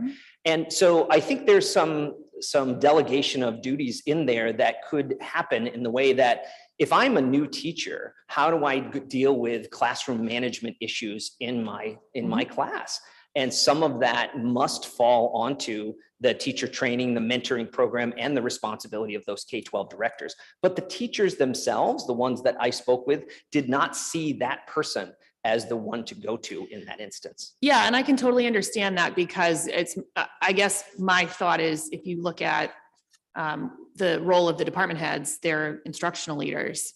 And so by extension, the role of the assistant principal is much more narrow as an instructional leader so that they have time to adequately be the disciplinarians in the building, right? So I wouldn't expect anybody to go to their department head when they have a classroom management issue or a student issue, but like the folks that are responsible for those things, I think should have increased capacity if they're not carrying an instructional leadership role at the same time. And that's like the bigger picture that I think we need to be clear about in what the responsibilities are. And like I said, I was left reading after I read, I was like, well, what does the principal even do at this point? Like, and I'm not to suggest we don't need a principal. We absolutely need a principal. But if we need a principal and we need an associate principal and we need an executive director at the VOC and we need an assistant principal at the VOC and we need 3 assistant principals at the high school and we need deans of students in a part-time capacity to support them all, like, is that a typical amount of people administering essentially like discipline and overall school management for a building of our size? It seemed like that's the question that's unanswered. And I think I would argue, in addition, your initial comment about why a teacher would not go to their department chair if they're having classroom management issues. I think that is a responsibility of the department head director. As overall instruction in a classroom, that's a critical piece that right now teachers, I don't believe, see that person in that capacity, but they should. That's an example of one way that this can happen. For instance, I'm struggling with my, period 2 geometry class. They're misbehaving. Department chair, why don't you come in and look with me? In addition, assistant principals are also evaluators for a huge number of staff. So the evaluation responsibility also falls onto the assistant principals. And they're usually collaborating with the K through 12 directors in that capacity, but it is still an additional obligation. I would say yes, that the addition of deans is is an additional resource that I think is critical given the current state of the number of discipline referrals that are coming in. So I would say, yes, that is generous staffing. I'm not disagreeing with you in that capacity, but I think given the current state of where the school is, I think it's appropriate to not have an under-resourced situation to make sure that stabilizes, because some of this is a result of turnover. There has been significant turnover in those positions. And I think we've lost our sense of what is referral based. When should I write a referral? What should I do in this instance? And there are some instances where teachers are filling out a tremendous number of referrals, more than one a day.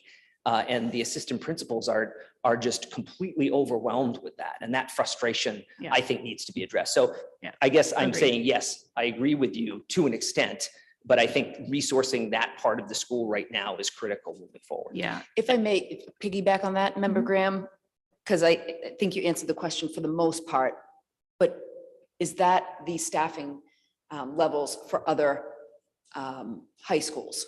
Or is it an issue with the fact that we need to mentor, we need to train, we need to hold people accountable, we need to professionalize the organization? Which one is it? I think it's both. I think it's both in the sense that all of those pieces that you just mentioned, clarifying roles, making sure there's good leadership around explaining what the role is of the assistant principal. When do you have a referral? When do you not? When do you deal with that on your own? That aspect of things does need to be clarified, and it needs to be a smooth, consistent message across the organization. Thank you. Thank you. On the topic of referrals, I think the other thing that struck me was frankly how unmanageable this list of potential referral reasons is. Like, there's like 17 different ways to call somebody cutting class, and 17 is an exaggeration, but there were many. And it's way too complicated. So I think that makes everybody's job harder. But I was really struck by the fact that in your 32-day period, 27% of teachers submitted no referrals. 27% of teachers submitted 1 to 3. Over the 0 to 9 referrals submitted in 30 days, that's 80% of our teaching staff. So, and I guess my question in that group is, are they not submitting it because they gave up? Or are they not submitting and they're just not doing it? Which I have heard repeatedly. And it is, so frustrating and something that needs to be addressed. Or are they not doing it because they don't have these issues in their classroom? Like, I can't parse that from this information. And I suspect you'd have to go back and talk to people, but I don't know if you had an overall sense of where does that fall line sort of draw? Sure. I think all of those pieces that you mentioned are a part of this. There are some teachers who said, I don't bother filling out referrals anymore because I never know what's going to happen. And I don't, there's no consistency around the reaction. Other teachers do all of this work themselves. They make calls, they keep kids after school, they talk to kids after class, they speak with parents. They do a lot of that work on their own. And some decide that that's a more effective way to do it. Depending upon the type of class and the age of the student, there are some classes that teachers' workloads are simply not in a situation where they're struggling, that the kids are by and large able to much more aptly go through their day without creating issues there. The kids were very honest with me. They said when they don't like going to class, they don't necessarily like the teachers, they don't go. And I said, I did say to groups of students, suppose all of you next period, after we finish I'm your substitute teacher and I'm having this conversation with you, suppose all of you didn't go to class the rest of the day, what would happen? And they had all different answers as to what could happen. And some of them admitted, yeah, there are classes I don't go to because I don't like the class. Where do you go? Well, I go wherever I can where there's not an adult and I can find a place to hide. And the response to that in some instances, yeah, the assistant principal got on top of it, called me down, called my parents, had a meeting. And that's the way it should work. The volume is such that it's just not, it's not possible. Yeah, and I have heard that, from a whole variety of sources. And I hope that we can move to a place where not liking a class or a teacher is not a thing our kids have to experience in Medford Public Schools. But, I guess the other thing that I'll say as I read this and really your entire report is that the failures that we're experiencing are all implementation failures. They are all failures of implementation, the dress code, the house model, student discipline, the referral model being wildly complex, returning to school post-COVID. I can't tell you how many times I've heard people say the school committee wouldn't let us discipline students on the return to school. And we've had a lot of hours of meetings and I really truly don't ever remember that being said. And certainly there is nothing in writing to substantiate that, that I was able to find because I did a little bit of digging, but even, emergency preparedness, all these things, something is missing in terms of how directives get implemented or not. And it is the central thing that has to change at the high school in order to move the high school past where it is. The dress code was not unclear. The dress code was quite clear. Everybody was involved. Many meetings. We talked extensively about hats and hoods. That there's any confusion is absolutely mind-blowing to me. And so the only answer there is that the implementation failed. That there's this confusion that the handbook says something that is in conflict with the policy. Like these are the kinds of things that, I think they seem small at the time, but they're really, really important when you want to sort of move 6 or 8 or 12 months down the road from a change and say, did it work? The answer will always be no if you don't take the time to implement without exception. And the last thing I'll say is I actually enjoyed the picture of your model and the consequence of lacking various components. And I think if you use that model and you look at any of the challenges we have, like you can really clearly point out what was missing. And it is not a surprise that we're struggling. So I do thank you for this report. And I just finished serving on the principal selection committee and I'm really hopeful about our candidates for next year. And I'm entirely on board with making sure that that incoming principal has the resources that they need to really make a difference here. Thank you. Member Hayes, then Member McLaughlin, and then Member Kretz. Thank you. Thank you. One of the things I really appreciated about your report, and Member Rousseau kind of already spoke to some of this, was the history you gave, because I certainly did not.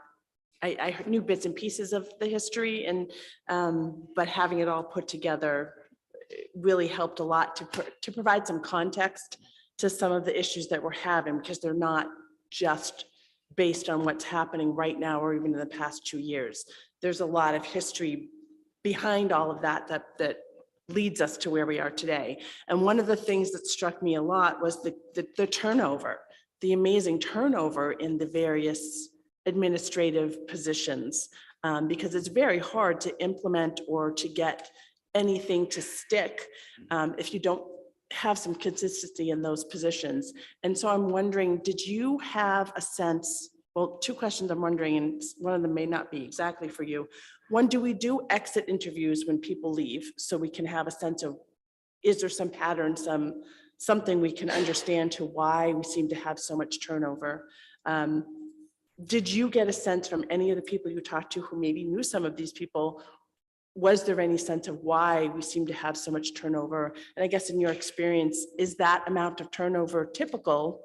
I know there's a lot of administrative turnover at all levels of K-12 education, but that just feels like so much. And when you think of the things that we haven't been able to get done, so much of that when you've got people who are new to the system, and then also some, I think you mentioned some of these people maybe were just even new to that particular position anywhere. So it's hard to get much traction for things if people are new and just trying to get their bearings, and then a couple of years later they're gone and somebody new is trying to get their bearings. And did you have any sense of why that turnover was happening, if there was any pattern to that. So typically, just to briefly answer that, I think you're looking at instances where folks are making lateral moves, where they're staying in the same position and simply moving to another district. I didn't see that occurring. In many instances, I think going back to the previous superintendent's administration, Mr. Belson, there had been such a long period of stability. When that happens, everyone gets used to that because there's familiarity with the individual or individuals. And I think there had been a long stretch of tremendous stability. And when you start a little bit of turnover, the whole thing shifts. All of the pieces shift and reconnect and realign. And I think there has been a succession of those instances that I think it's more than typical for a district like Medford and Medford's size. But this is an era right now of a lot of instability in a lot of districts. There's a lot of people who are choosing to exit the profession.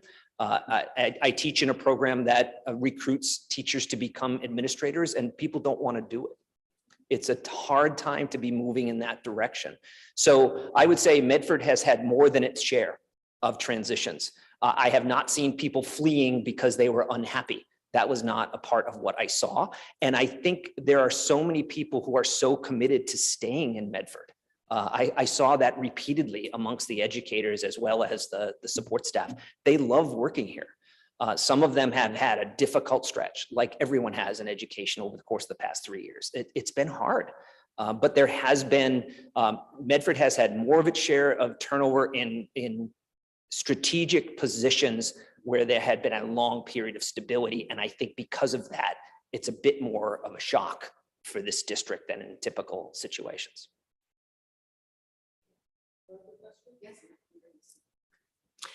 So I've already requested this information from administration, but I'm curious whether you looked at it too. The discipline data or the referral, the chart that you have from the period that you were here from January 3rd to February 17th, I think was the stretch of time. That, of course, period of time is right after the new procedures were put in place. I'm curious if did you look at all back before those procedures were put in place to see how the data, was it comparable? Did anything shift with the new procedures that you noticed? I don't know if you did that or not. Yes, and the kids told me it is so much tighter during that stretch than it was prior to that. And the data bears that out. And I think the resources that were devoted to this in terms of mere supervision of the common areas of the building, there was significantly more resources put in place during that stretch. And that really pushed kids back into classrooms in a way that they had previously been able to get away with it. And they admitted that to me. They had seen so much more tightness that had occurred in a good way. And again, I don't think that I don't have a good sense of exactly the referral frequency prior to this stretch because I really didn't study that, but a quick glance at it would say to me that anecdotally it is far less than it had been. Member McLaughlin, then Member Kretz. Thank you. Thank you for the report. I also appreciate coming from the education world, the framework and framing systemic change. And I think that we all know that systems level change is painful and difficult and arduous and time consuming. And I think that, putting in perspective as well, as you said, the long term of stability with the previous administration. So the fact that we have, new administration turnover, central administration turnover as a whole, really, and also a global pandemic in the past couple of years, I think that it says a lot as well as to what's going on. I think that it's important to also put things in context and place because I think that we all know there's a lot of work to be done, but I think we also need to sort of look at it in terms of perspective in terms of what else has been going on and thinking about how change actually happens and how it needs to happen over time. And I think we also know both with the frameworks that are used that if you do change too quickly, what can happen, right? And that things can really sort of blow up as well, which is part of what I think we're seeing around having such turnover and, all of this churning. But a couple of questions. So I appreciate the frameworks, and I say that just because there are other frameworks that talk about change and, the systems change and what can happen, as you know. So I wanted to ask about just a couple of questions. One was, did you also happen to interview or include the annex to the high school, the Curtis Tufts, which has, a long history of, maybe some students who have been marginalized or for various reasons, and staff that could really share some of their experience? I did not personally interview the folks at the Curtis Tufts. However, I did speak at length with the previous director of the Curtis Tufts. I'm trying to remember of the hundreds of people. I want to say Doug Bowen Smith. No. Craig, right. I spoke at length with him specifically about that issue and how that school has changed over time and the target population and the experiences he had. But I did not visit the school and talk with the staff there. However, we did have an extensive conversation about that. Thank you. And I just think it's, I think some of those students and families there probably have experienced very directly some of the policies and procedures that have been in place. And I think it could be interesting. And I appreciate Mr. Darsky sharing his perspective with you. I'm sure it was valuable. And to that end, I'm wondering about, I did want to say, I appreciate you mentoring the mentor program. I think that, across the board, mentor programs are so essential. And having worked with the Committee on Education at the state level and really reviewing mentor programs in schools, knowing that, if folks feel like they really have people to rely on in terms of the mentor program, then that is one of the ways that they're able to, especially new teachers, feel like they're belonging. So I appreciate you mentioning that. And I think it's an important piece to consider. And I also really appreciate your mention of the need for building-based subs. I think that I've heard that more from families than anything, in terms of, particularly from families whose children may fit the high needs categories and who are not having necessarily staffing there that might have been appropriate in terms of, building-based subs who can actually get to know students. And also the cost analysis compared to what you were saying, I think is really critical. So I appreciate that. And then I wanted to ask you about the leadership committee on DEI, and if you had talked to any of the folks about sort of what had existed and sort of didn't exist after a little while, basically last year, as far as a DEI committee? It was not something that came up in my conversation. So the fact that it wasn't mentioned by folks in a comprehensive way, to me, said that it wasn't a priority that was being recognized across the school. Now, I say that knowing that there are individuals who are very committed to this work, and a number of teachers individually talked about their efforts along those lines. I didn't see in any conversations that I had or in any references, people seeing that as a huge priority or any sort of formal training that was being conducted for teachers, or the sort of efforts that I think are all districts are now in the need for this work. No. Some districts have hired an individual to champion this work, and that has not always met with success. In other instances, it is seen as an add-on. Now, quote, they want us to do this too. It can't be presented that way. It needs to be embedded in everything that we do. Yes. So there's a tremendous amount of training that needs to go on, and someone needs to coordinate that. Right. So how that ends up moving forward is not exactly clear to many districts. There are different ways that people are approaching this. And I don't see any sort of gold standard of way to set it up. I've seen instances where it has made some inroads, looking at recruiting a more diverse staff. Every district in Massachusetts is trying to do that. And it is not easy to do because the teaching pool right now is simply not deep and it is not diverse. Secondarily, simply providing training to those who we currently have and are going to continue to be in the district for many years coordinating that, doing it in a way that enlists an outside provider, perhaps, it might be the way to go, because I've seen different districts try to do it with an individual appointed in that role, and that tends to not be as successful. Yeah, thank you. I was asking a question because we did have a committee that was appointed, that was community members, school-based members and others. And it's sort of, it's unclear to me what happened to that. And it, you know, I know that it sort of fell apart, I think, a little bit. And I think those people would have valuable input as to why that fell apart. I think it was well-intentioned, and I'm sure there are a lot of people in the district that really do want to do the work. But I think that there's a lot of after review that could be done with that committee, or that no longer committee, however you want to look at it, that could really inform that information. So I think it's interesting that you didn't know that there was one. So that speaks volumes to me. And then I also would want to know about how in the report family engagement was considered. Originally, the original charge was to have parent engagement too.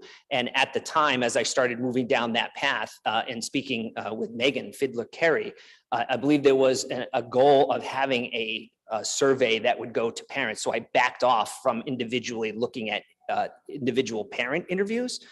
So that was the reason I moved away from that, knowing that at the time that I know the district was looking to try to engage in a survey tool to be providing to parents. Thank you, Member McLaughlin. Member Kretz? Thank you. Thank you very much for the report. And I thought it was great that you were substituting in the classrooms when you just mentioned that. That's wonderful. Yeah, so I thought it was interesting because, you know, going over the history of the high school and the vocational school, I've been on the robotics engineering advisory committee, and I've heard, and my son has told me, you know, for many, many years, there's been discussions about the two schedules, how, you know, the 5-day and the 6-day, and it's such a challenge.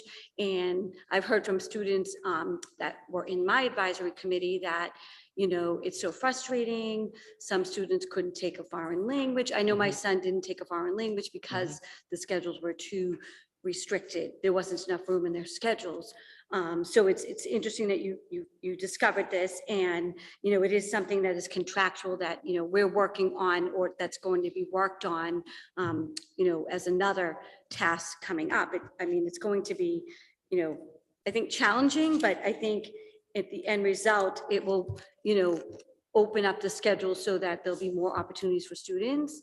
And I was just wondering if you had the opportunity to talk to any of the students, you know, did they share any of their experiences or anything with you? If you could share some of that. Oh yeah, very much so. And I would also piggyback on the statements that you made about the schedule. I heard a lot from special educators about the difficulty with trying to make sure that all students were able to get their needed services, particularly if they were following the week on, week off schedule in the vocational realm. So they expressed frustration trying to make that work. And the world language piece is well documented that's been challenging to be able to allow kids to have all those options. And I also heard from the career and technical education teachers that they wanted more time with their students, if you will, particularly around advisories and around the 900-hour requirement in their core areas. So that was challenging. And by and large, kids are proud of the school. They have seen many instances that they enjoy about the school. And they also feel that there isn't the tightness around behaviors that they are able to figure out a way around things. And I think there are so many different reasons why that happens. It's just an enormous building. There isn't, I talked about how teachers are not obligated to have duties. And that's a very traditionally in other schools in Medford, there are obligations around duties with the exception of homeroom advisory. There aren't any for teachers unless there's pay associated with it. So that's a huge bargaining chip around the collective bargaining agreement that I believe has to be adapted in some way. And I believe the time to do that is when you look at melding the schedule. Because I think there's a way, and I think there's a willingness. Teachers know this. Teachers know they need to be doing this work. But they're also aware that when this was negotiated out of the contract, it was a form of compensation. And I think they're not willing to volunteer to do that type of work because those are hard-won negotiations that resulted with the contract they have now. So I think the time is right to be able to look at the two schedules, meld them, and institute some form, even in a small way, of non-instructional duty for teachers. I just think that has to happen. And the kids know how to get around it. Great, thanks. And it's nice to see the enrollment numbers increase. I can just remember, doing promoting and, commercials for the vocational programs. And we have like the excellent open houses. And it's really great when we do have the open houses and everybody can come out and see and go into the various shops and explore. And it's a really nice event that we put on. That's all graded here too. And then I know Ms. Graham had talked about the associate principal position, and I did receive some emails from parents just mentioning that they felt as though we needed to have, there wasn't a particular name, but, and another assistant principal, because they felt as though there wasn't enough supports at the high school. And that was just something that was, brought up recently. I had put it in the budget survey. So I thought that was interesting that there was a position that was a recommendation for the associate principal. Would that be one position, or would that be, because it does say this, the associate principal role would be a full-time role. So it would Yes. be one new position. Yes, and again, Just I'm sorry. aiding with the other 4 assistant principals? No, so I see these as distinct and different, that the assistant principals are dealing with student behavior, discipline, and overall looking at the emotional and academic progress of all their students. That piece is very clear. The associate principal would not be dealing in behavior and discipline in any of those aspects. There's the management and operations of the school. For instance, advanced placement testing, MCAS testing, all of the issues that are listed in that list. That's a lot. And that's a lot of stuff that normally would be sort of parceled out. This assistant principal will do this piece. This assistant principal will do that piece. And then you get a very dispersed sort of responsibility for all of those pieces. I believe that consolidating that under one individual is the way to go. Again, it used to be that there were 4 assistant principals. Now there were 3. And whether or not those duties were adequately distributed, especially to people who are coming in new. A new person coming in trying to be able to do those is doomed to failure without the support of mentoring and an understanding of historically how these things are done. Thank you. Thank you very much. Member Rousseau? Thank you. There's a lot in here around security and cameras and the building and our 55 exterior doors. Thank you for the number. I just think about what it costs to make an exterior door, a high-tech modern exterior door with access control and alerting when it's not closed. And then I take that number in my head, which I don't have a real number, and I multiply that by 55, and I know that number is just too big. So that is a bit startling to imagine. And I mean, you do point out, and one of the teachers are quoted as like, the place is just too big. And we cannot hire enough staff to make all the hiding places not hiding places. That's just not one of our options. So it's sort of a problem of enrollment and the school size kind of coming together. There was someplace in the report, I couldn't find it quickly. You said something really important and about how when the teachers and the students came back after being remote, that the behaviors were, well, we planned a lot for coming back into in-person, but I don't know that we planned for the student body to largely be unrecognizable. And for teachers that have been teaching for many, many years to have like, it's like they showed up and it's a different planet or something, like all of the things going on that they had not experienced. and maybe did not have training and supports, and, we didn't suddenly multiply the number of people in the assistant principal's office, that like, we did try our best to support them in coming back, but I feel like this would probably be like, in the history books would be one of the areas where we didn't, so it's not that we didn't provide like adjustment counselors and all those other people, but that's sort of for the students. But finding ways to support the teachers who just came into this situation. A friend of mine is I think she's a second grade or third grade teacher. And during the pandemic, we talked about like how there were not a lot of special ed referrals coming in. And I mentioned this on the floor, like I'm terrified that the referrals are down because there's eyes on the students, but eyes on a webcam is not the same thing. And sure enough, September arrived and it was a madhouse of all these students who are completely undiagnosed or untested for what they needed. And,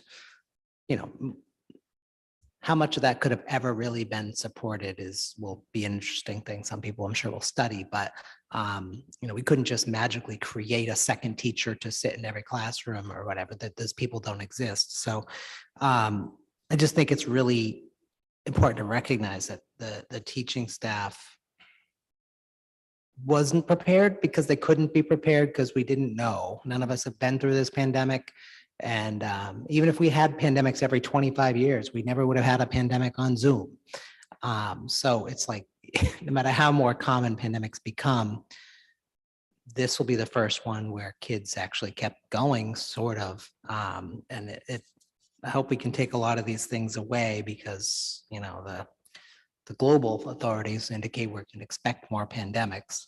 So maybe we can do a better job. I'll stop talking about that. I do just want to point out on page 41, there's a paragraph. I'm going to read it. It's one paragraph. I'm just really tired of this conversation, and you probably don't know because you haven't been to all of our meetings, but we have been having this conversation over and over again since returning from the pandemic. Bathroom access and availability, and yes, I rolled my eyes, has been a significant issue in the overall supervision of students. Bathrooms are scattered throughout the building and periodically are not functioning due to maintenance needs.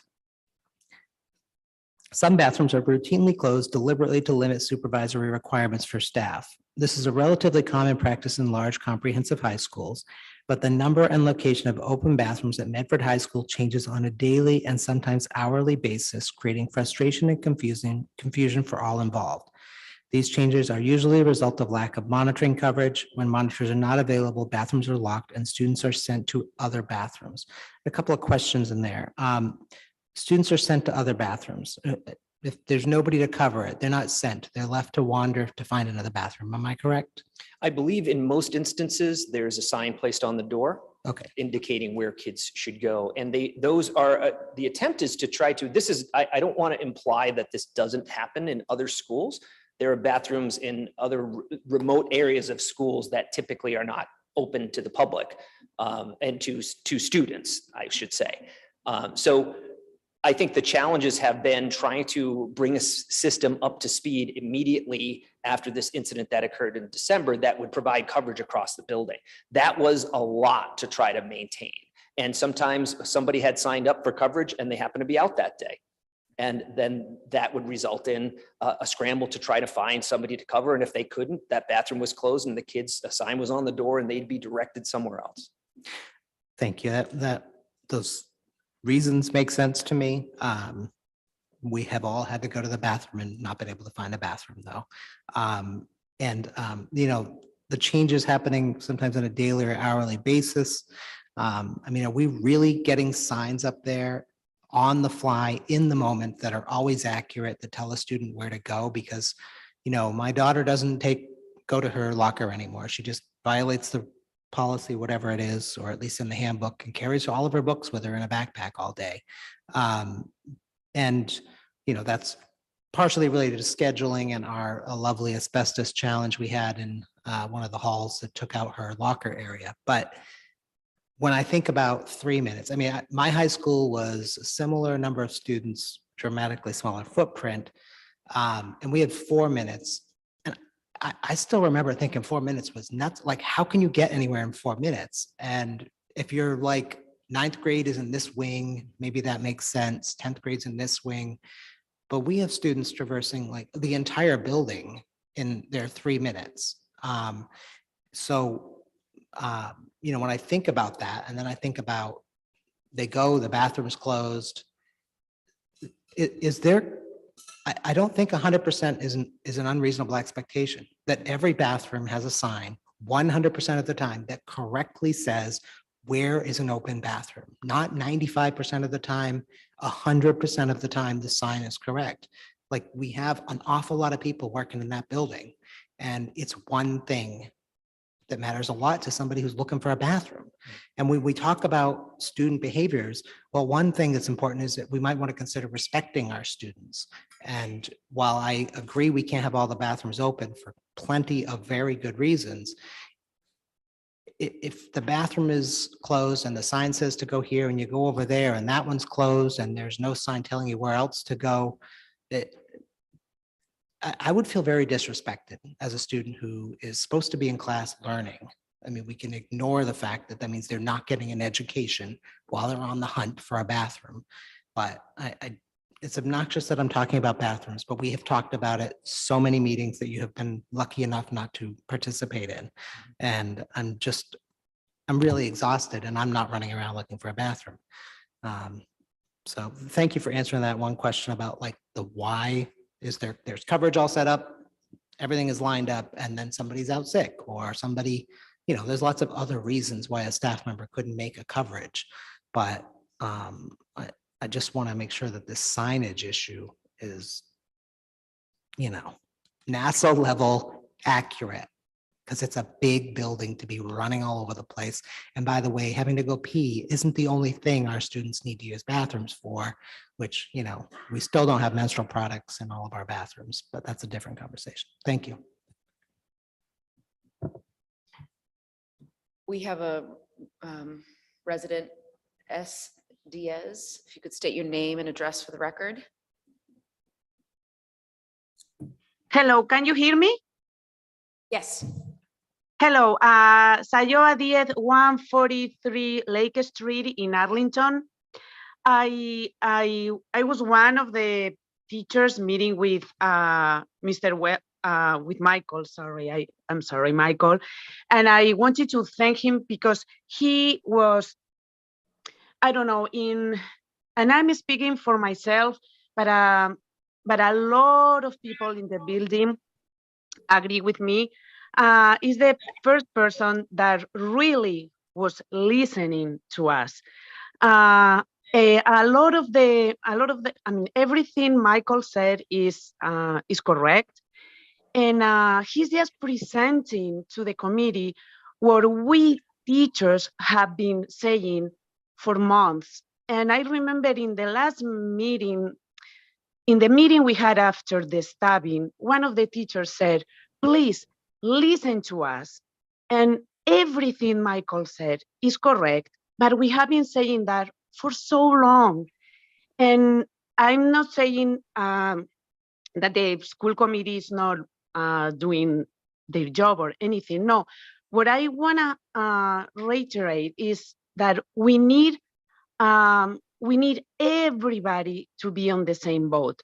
We teachers, and it's very funny what Michael said, well, some teachers do the referrals, others gave up, and it's because we don't have all the APs working together. And sometimes when we see, oh, who is the AP of this student? And we are like, oh, great, I'm gonna be supported. He's gonna do something, or she's gonna do something, and then we check, oh, what is the AP? Oh, no, and we give up. So we need consistency. We need everybody working together. And Mr. Rousseau, I know you don't wanna hear about the bathroom, but the bathrooms are a big, big problem. There are no signs, there's no consistency, and we need strong leaders. We need a strong people in front of the bathroom. We cannot have someone that sits there and have 8 to 10 kids. And some of them, I'm sorry, are kids. We don't feel comfortable being around them. And he cannot have a group of kids just talking to him and hanging out there. We need a strong people. And we need, and yes, we need another AP. I told Michael, I said, we need an AP per grade, and they focus on their grade, and then they don't need to be thinking, is there ninth grader or 10th grader? I think it will work a lot better. Thank you so much for listening. I know you heard this before, but I really needed to share. Thank you so much. Thank you, Ms. Diaz. Lou, name and address for the record, please. Spagnolia. Hello, Spagnola. I'm at 86 Gore Road in Revere, Massachusetts. I'd like to say, just because even though if we're not going to talk about bathrooms, it still needs to be added. The problem was, if it's a big thing, when you have kids that are leaving class and then kids are walking around the school, and then if bathrooms are not monitored, that's where they're going to go hide. And so I am somebody that I was walking in the bathrooms whenever I walk around the school, and the record, I threw out 14 kids from a bathroom. 3 of them were eating lunch sitting on the floor, and 1 of them was trying to go to the bathroom. Actually, 2 were trying to go to the bathroom. So I don't know, you can blame, or we can try and circle the wagons, whatever we're going to do, but there's really no one person to blame. It's, let's take a look at the situation and let's react to the situation, as opposed to, well, let's put signs on bathrooms. I'm the graphics teacher. I did follow the direction of superintendent and the principal, who asked me to print signs that said a maximum of 2 allowed. And then we went around, me and my students, we put them all up. It's helpful if we know what bathrooms are open, but the problem is we don't have enough people to monitor them. And then if we don't monitor them, I've kicked 6 kids out a couple of weeks ago because they managed to get into a bathroom. So I don't know what else we can do outside of a complete reform. But I figured, as long as we're talking about bathrooms, I just wanted to say that everybody that's trying to do their best sees that the bathroom is a huge problem. And outside of monitoring them, we're going to have to lock them. So I just wanted to add that. That's all. I just wanted to give some clarity as somebody that does walk around the school anytime I can and try and help out and try and get these kids to get to class. So that's it. Thank you. Thank you, Mr. Spagnola. Mr. Giglio, name and address for the record, please. Hi, Bill Giglio, Winter Street. At first, months ago, I had my reservations about Mr. Wells, but I have to say this presentation that he put together was very thorough, very good. I'm very, very impressed, and I'd like to thank him for that. That's very good. And I think we should all need to listen to everything that he has to say, because he's bringing up some very valid points on things that really need to be addressed. And again, Mr. Welch, I'd like to thank you very much. You did an excellent job. Thank you. Thank you, Mr. Giglio. Any other questions from the committee? I think we just received it, so I'm sure some of you read it Saturday, Sunday, Monday. So I think we need a little more time to digest it too. So I'm sure we can reserve some more questions if we have them, but thank you for the presentation. Thank you for the opportunity. And again, if there are additional concerns or issues, I've more than exceeded the allocation that was originally made by the school committee, but I felt very committed to making sure I saw the process through. And if there are additional concerns or questions that come up, I'd be happy to return and help out in whatever way I can. Thank you. Thanks. We do not have any presentations of the public. We have continued business 2023-01 offered by Member Graham. On April 26, 2021, the school committee voted unanimously to amend policy GAD, permanent staff positions. The amended policy included this language. All job descriptions were reviewed every 3 years and presented to the school committee for approval. Job descriptions will contain a last reviewed date. Superintendent will establish a review cycle for all positions descriptions within 60 days of the adoption of the policy. The initial review cycle will last no longer than 3 years and conclude on September 1st, 2024. Effective October 20, 1st, 2021, the comprehensive list and current job descriptions, of professional staff positions are available for review by the public on the Medford Public School website. Each time a new position is established by the committee, the superintendent will present for the committee's approval a job description for the position, which specifies the job holder's qualifications and the job's performance responsibilities. Although such positions may remain temporarily unfilled, only the committee may abolish a position it has created. All positions unfilled for the entire prior school year will be reported to the committee annually no later than June 1st, with an explanation for the vacancy. All positions that remain unfilled for more than 2 consecutive school years will be presented to the committee to be abolished no later than June 1st. In the event the superintendent wishes to maintain any positions that have been unfilled for more than 2 consecutive school years, the superintendent must explain the rationale and plan to fill the position and get approval from the committee to continue the unfilled position for an additional year. Be resolved that the superintendent provide an update and timeline to comply with the September 2024 completion of the initial review cycle herein. Member Graham. Thank you. As I was referencing earlier, this has come up multiple times in the last couple of weeks. Certainly, as we were talking about the roles and responsibilities of the high school principal for which we are interviewing, it came up. We were asked questions by candidates and things like that.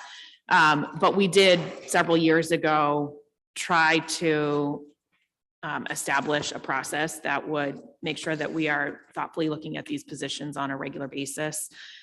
So my request really is not that there's an answer tonight, but that before the year is out, we do have a plan for actually reviewing these job descriptions. I think it's incredibly hard to figure out and not clear to me, you know, who does the director of such and such a topic have responsibilities for supervision? Do they have responsibilities for duties? Do you know that all of that is very muddy and it's not easy to even know where to go to look for those things. So my request is just that at some point we get back to this thing we originally unanimously supported and make sure that we're on a better path forward. Second. All those in favor, roll call, please. Sorry. Member Graham, Yes. Member Hayes, Yes. Member Kratz, Yes. Member McLaughlin, Yes. Member Bastone, Yes. Member Rousseau. Yes, Mayor Longo Kern. Yes, 7 in the affirmative, 0 in the negative, and motion passes. Offered by Member Graham, 2023-02, whereas the Medford School Committee heard a presentation from the Andrews Middle School Global Scholars Program on June 6, 2022, regarding the results of their composting pilot, including an annual cost to the Andrews School of $720. Whereas the school committee unanimously voted to ask the administration to investigate the cost of composting district-wide for possible implementation in school year 2022-2023, be resolved that the administration provide an update on composting efforts in Medford public schools this year and plans for the upcoming 2023-2024 school year. Member Graham. Thank you. I know there has been a lot of work going on behind the scenes in our food service area as a result of an audit and other changes that are happening. So I thought it would be a good time to remind everybody that we were interested in pursuing some more information about composting based on the report that the Global Scholars presented last year. I've been asked about it by my daughter, who was one of the presenters several times, and I keep telling her, I don't know. So I wanted to put that back on everybody's radar. And again, just, you know, if there are things happening in the district that we're unaware of, I think people would be happy to hear about those things. But I think also, you know, what is our plan for next year, and is composting part of the food service plan, I think is the question. So it doesn't have to be today, but as we talk about food service. And if I may, through the chair, I met with the chair of the Energy and Environment Committee. I believe it was maybe Thursday or Friday, and they have five goals, and one is to learn more from students and get more active in the school system. So maybe your daughter can go to the committee, one of their meetings. I think they're on Monday nights, but they are looking to interact more with students and try to get more involved. And they could be a huge asset to trying to get composting in our schools. And I will also talk to Director Hunt, and on the city side, we're working on. We have a task force in place because we're doing a new RFP for recycling, composting, and trash pickup in the city, as we want to encourage more composting and recycling versus trash. So we'll see if they have anything in mind for the schools as well. Great. So just looking for an update at some point. Update from the school system. Yep. And motion for approval by member Graham, seconded by member Hayes. Roll call, please. Member Graham, Yes. member Hayes, Yes. member Kratz, Yes. member McLaughlin, Yes. member Mustone, Yes. member Rousseau, yes, Mayor Longo Kern. Yes, 70 in the affirmative, 0 in the negative. New business, we have member Graham and member McLaughlin, 2023-08. Whereas the Medford School Committee seeks to increase transparency and community engagement, and whereas Medford Public Schools has recently relaunched its website on a modernized platform that enables regular maintenance. Be resolved that the Communications and Family Engagement Subcommittee meet to discuss updates to the website that would promote family engagement, improve accessibility, and ensure transparency for all Medford Public School families and residents of Medford. Be it further resolved that the Communications and Family Engagement Subcommittee will invite Ms. Lisa Miller and her students who work to launch the site and are currently working on plans for phase two of development. Member Graham, member McLaughlin, member Graham. I think we talked about this when we had a presentation for the website, that there's potentially some connections to some of the school committee's goals around accessibility and translation that probably just warrant a little bit of understanding, I think, on our part about what the website's capabilities are, and really talk about what those next phases might look like for phase two. So just officially asking the committee to push this to committee so that we can work on it. Motion for approval by member Graham, seconded by member McLaughlin. Roll call, please. Member Graham, Yes. member Hayes, member Kratz, Yes. member McLaughlin, Yes. member Mustone, Yes. member Rousseau, yes, Mayor Longo Kern. Yes, 7 in the affirmative, 0 in the negative. Motion passes. We do not have any reports requested, and we have a few condolences. The Medford School Committee expresses its sincere condolences to the family of Charles E. Douglas, father of Charlene Douglas, Medford Teachers Association President, and Rory Klein, cafeteria manager at the Missatuck Elementary School. The Medford School Committee expresses its sincere condolences to the family of Mary V. Bowler, mother-in-law to Lisa Bowler, former Medford High School Administrative Assistant. The Medford School Committee expresses its sincere condolences to the family of Teresa A. McManus, mother of Monica Caluso, McGlynn Elementary School teacher, and mother-in-law of former girls softball coach Charlie Pagliarulo. The Medford School Committee expresses its sincere condolences to the family of Beverly A. Oliveri, mother of Kathleen Keenan, site coordinator at the Roberts After School Program. And the Medford School Committee expresses sincere condolences to the family of Alan Hodgson, father of Dr. Lori Hodgson, principal of the Curtis Tufts High School. We all may rise for a moment of silence.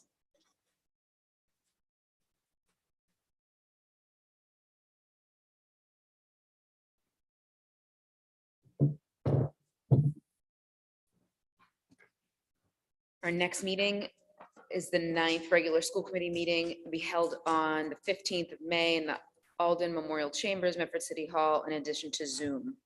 Everybody have a wonderful week. Motion to adjourn by member McLaughlin, seconded by Second. member Graham. All those in favor? Roll call. Roll call. Member Graham, Yes.